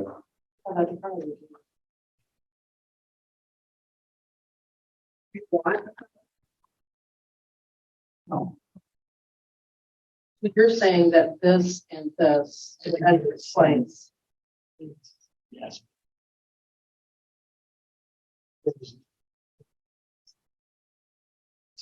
The same amount on gas.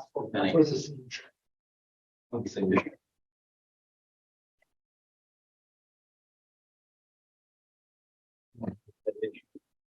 What page did you say it was on?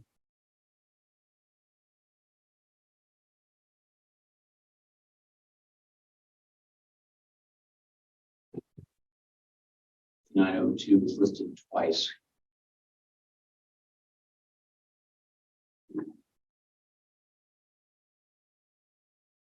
And Cornell is about 20 minutes from Ladysmith. So that would be the same trip. Correct. Both vans would have gone to the same location.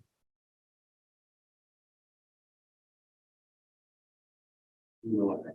We need to have it. It says there's 2 tickets for, it says there's 2 tickets for Podes on one invoice. So I think it was all of the gas on that. And then one I think it from was the just holiday station, so $259 to get up there and $259 to get back. No, I think it was just 2 tickets. I think it was 259 total. And entered twice.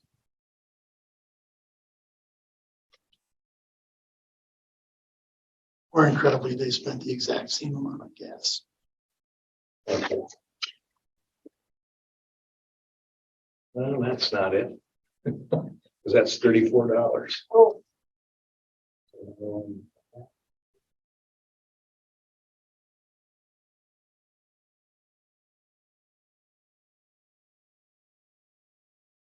I will And I have, think maybe just do some research before we check.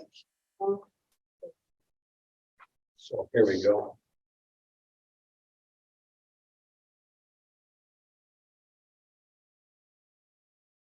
Yes, for Vanda Lady Smith, three receipts to confirm 259.02. ExxonMobil bill, Holiday Station.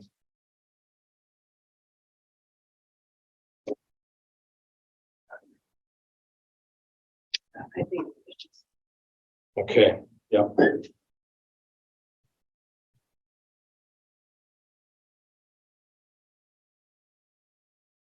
I think you're right. Other one was, sorry, I forgot the name. Whoever did the training versus the strength and health advisor. Connect strength. There's 2 invoices for 1,000 on the original. One of them has an invoice number of 1058. And then there is one on the second set of payables to the same company with the same invoice number. So I didn't know if that was duplicated or if Is that the day that they did 2 sessions, one for middle school and one for high It could school? very well be. 'Cause you but there is 2. And then the invoice number matches.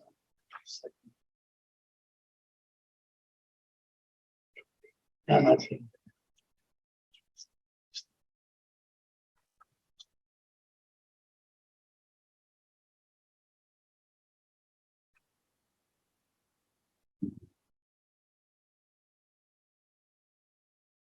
Yeah, that might just be duplicated in this paperwork, because I see 1058 is listed in both.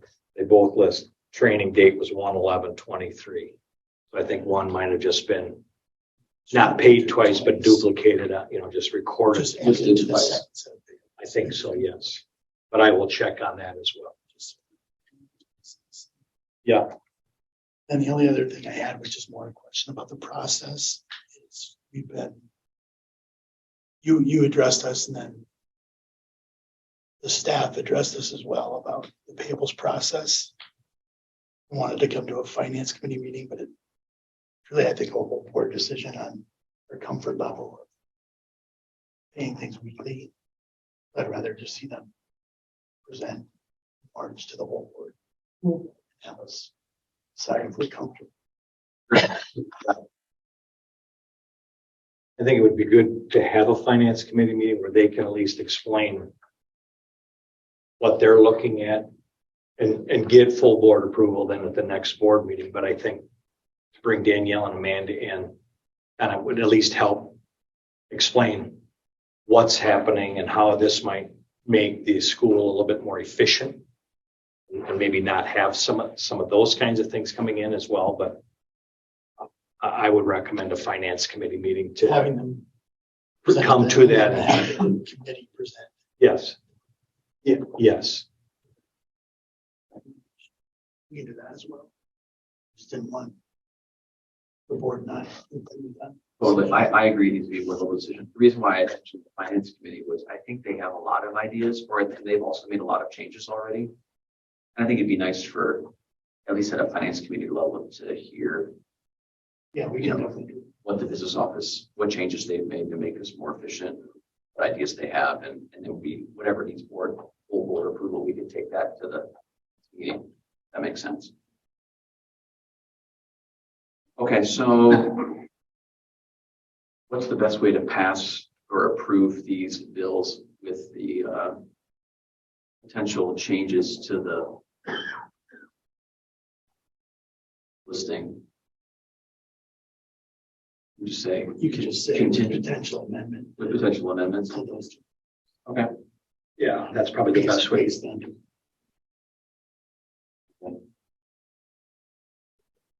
Yeah.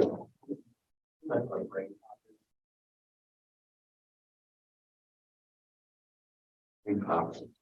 Brain pop, Mr. Renwick, you want to? Yeah, video, content provider, so offers lessons on science, social studies, math, pretty much any kind.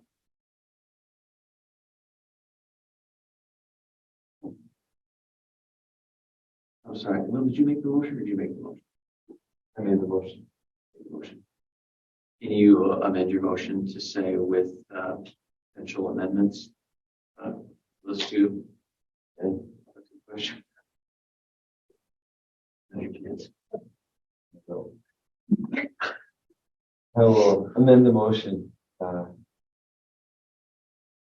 approve both the credit card statement and the bills payable together with the understanding that there's a potential check on this duplication to ensure that we're not going to twice or thrice. Okay.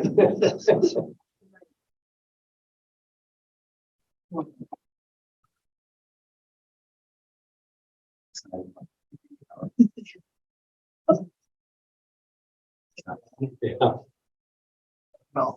took the glasses. Right. okay, any further comments before we vote? Yes. Johnson, Yes. Shelby, Yes. Dunn, Okay, employee services.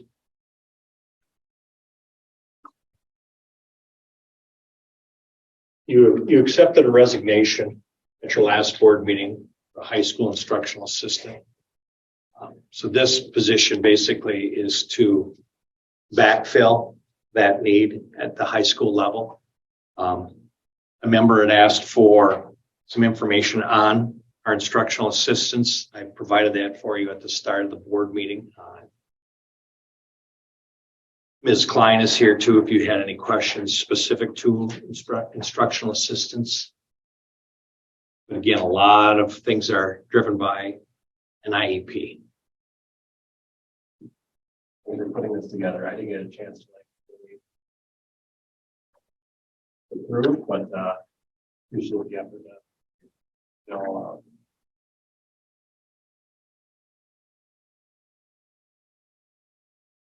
So it would, in essence, be when we're talking about our employees that are hourly, the savings will be very slight, but it's a position, somebody's coming in slightly under what the previous person who had been here for a few years was making. Typically, board practice has been whenever administration recommends the hire this. We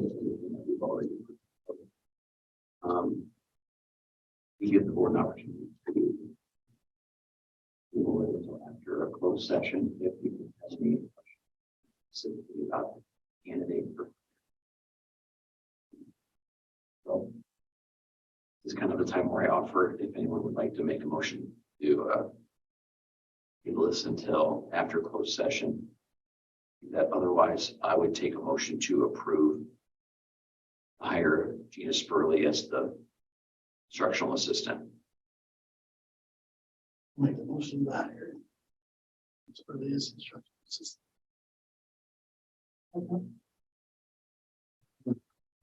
Bush Johnston. Any other discussion or? Out of curiosity, Angie, what high school was she?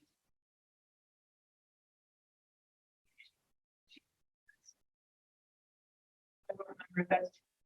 But it's painful.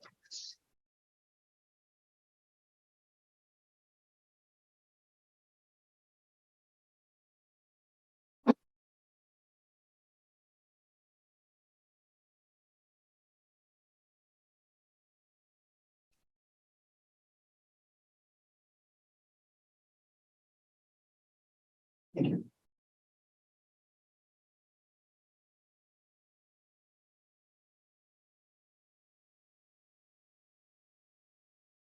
AG, I'm having a hard time interpreting, under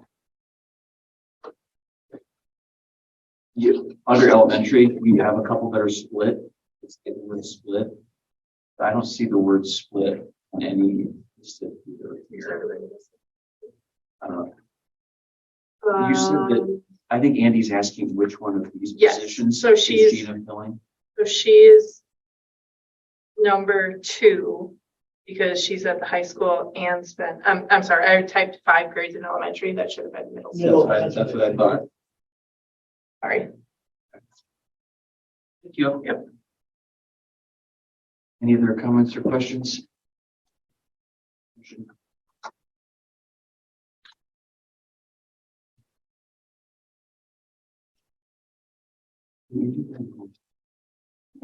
Yes. Yes. Yes.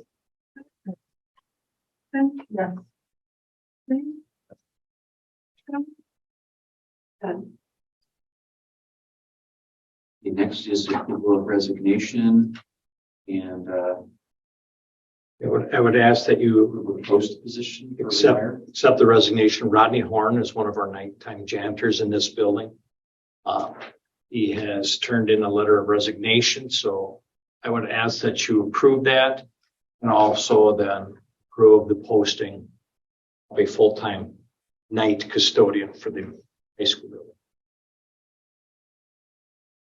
Make a motion to resignation and posting the rehire position.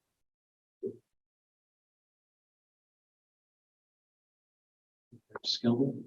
Any comments or discussion?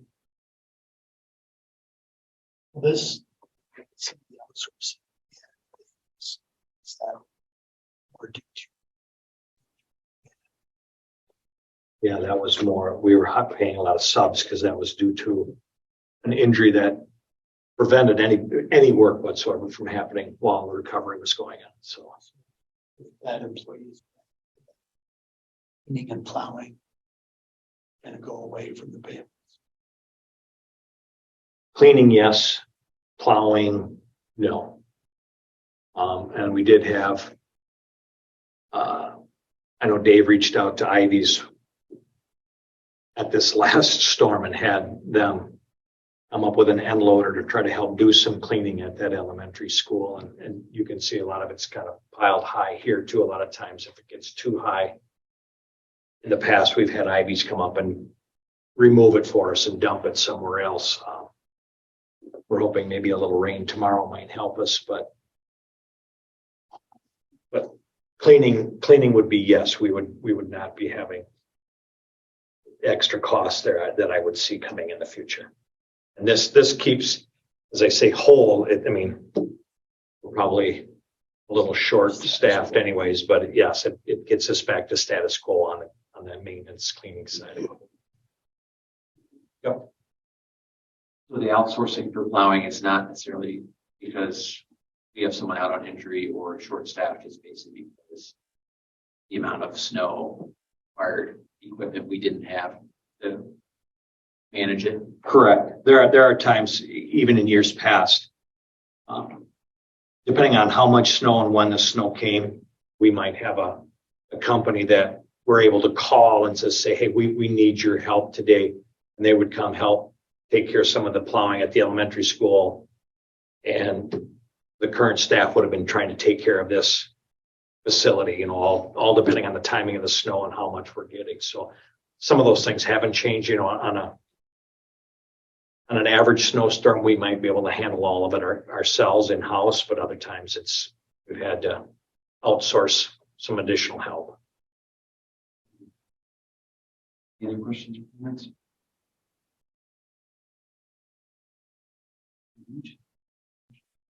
Harris, Yes. Johnson, Yes. Gilding. Yes. Bergstrom. Bush. Yes. Yes. Okay, so I have meeting closed session on the agenda. We currently have no reason to go into closed session at this time. Correct. The only reason was in case there were need in it for the staffing piece. Okay. Next regular board meeting is March 13th. We have a policy committee Wednesday. Other than that, Okay, we do. we need to schedule operations committee. Talking about walking down there with Yeah. maybe one evening, Yeah. see it, get his thoughts. Maybe a good number. Angie, I think I forwarded you an email from Dr. Dunn. Yes. Last week, did you send it to me last week? Yeah, so I think I might have just forwarded that email on to you indicating there was a policy committee. If you didn't get it, I'll just shoot it to you tomorrow. We're okay. Post. Yes. Okay. All right, and then,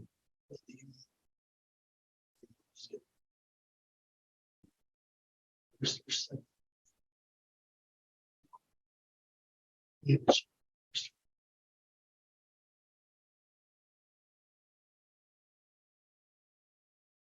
The board meeting's the 13th of March, so you'd have 2 Wednesdays in there for a finance committee meeting. First, Or even the first Monday. March 1st is the first Wednesday. Long week in Boston. Maybe in Boston that Monday as well. The 6th.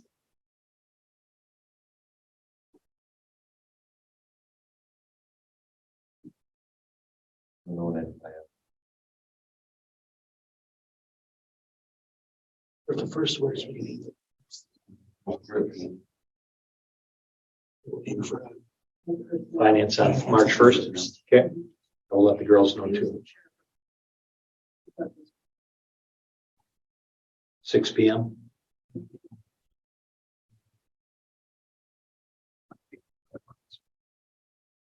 6 p.m. March 1st, finance.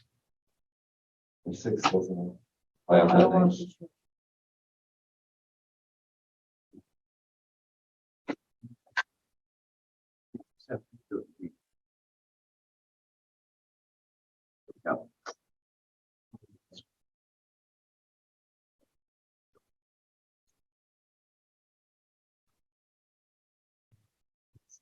Here.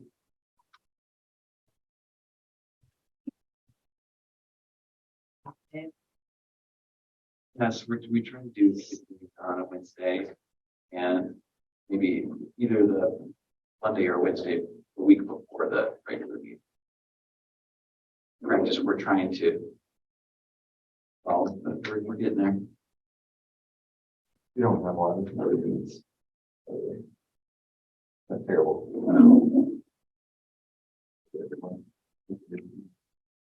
It's my, this childcare issue, do you want to, do we address that in the operations committee or a personnel committee? Yeah, as the speakers were leaving, I'd asked them to share some information. So they're going to gather some information and share with me in an email. So that kind of helps me move forward.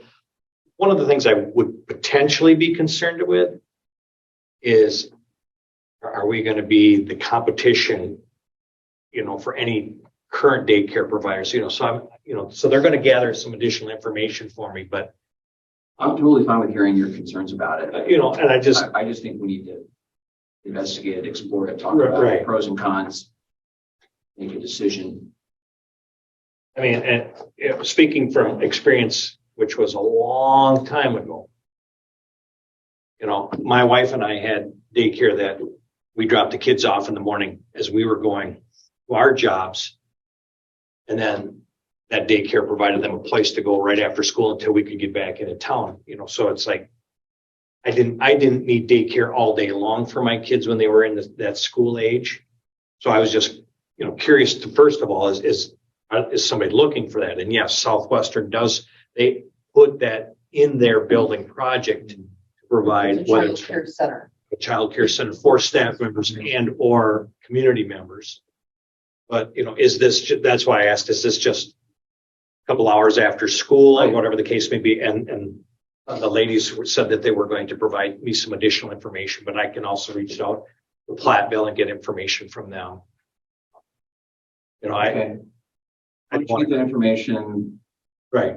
Talk to Mr. Renwick if that's appropriate, and then let us know how you want to meet to talk about it.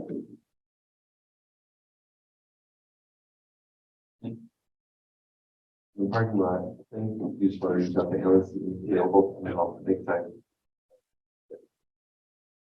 You don't need it to be an operations committee meeting in the elementary school parking lot.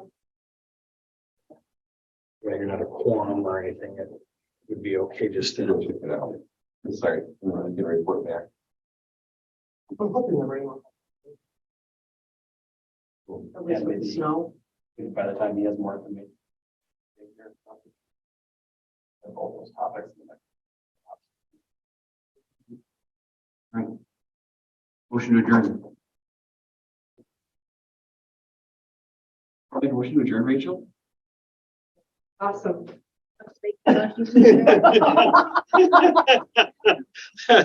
make a motion. Hey, anyone want a second? I'll like, Okay, all in favor?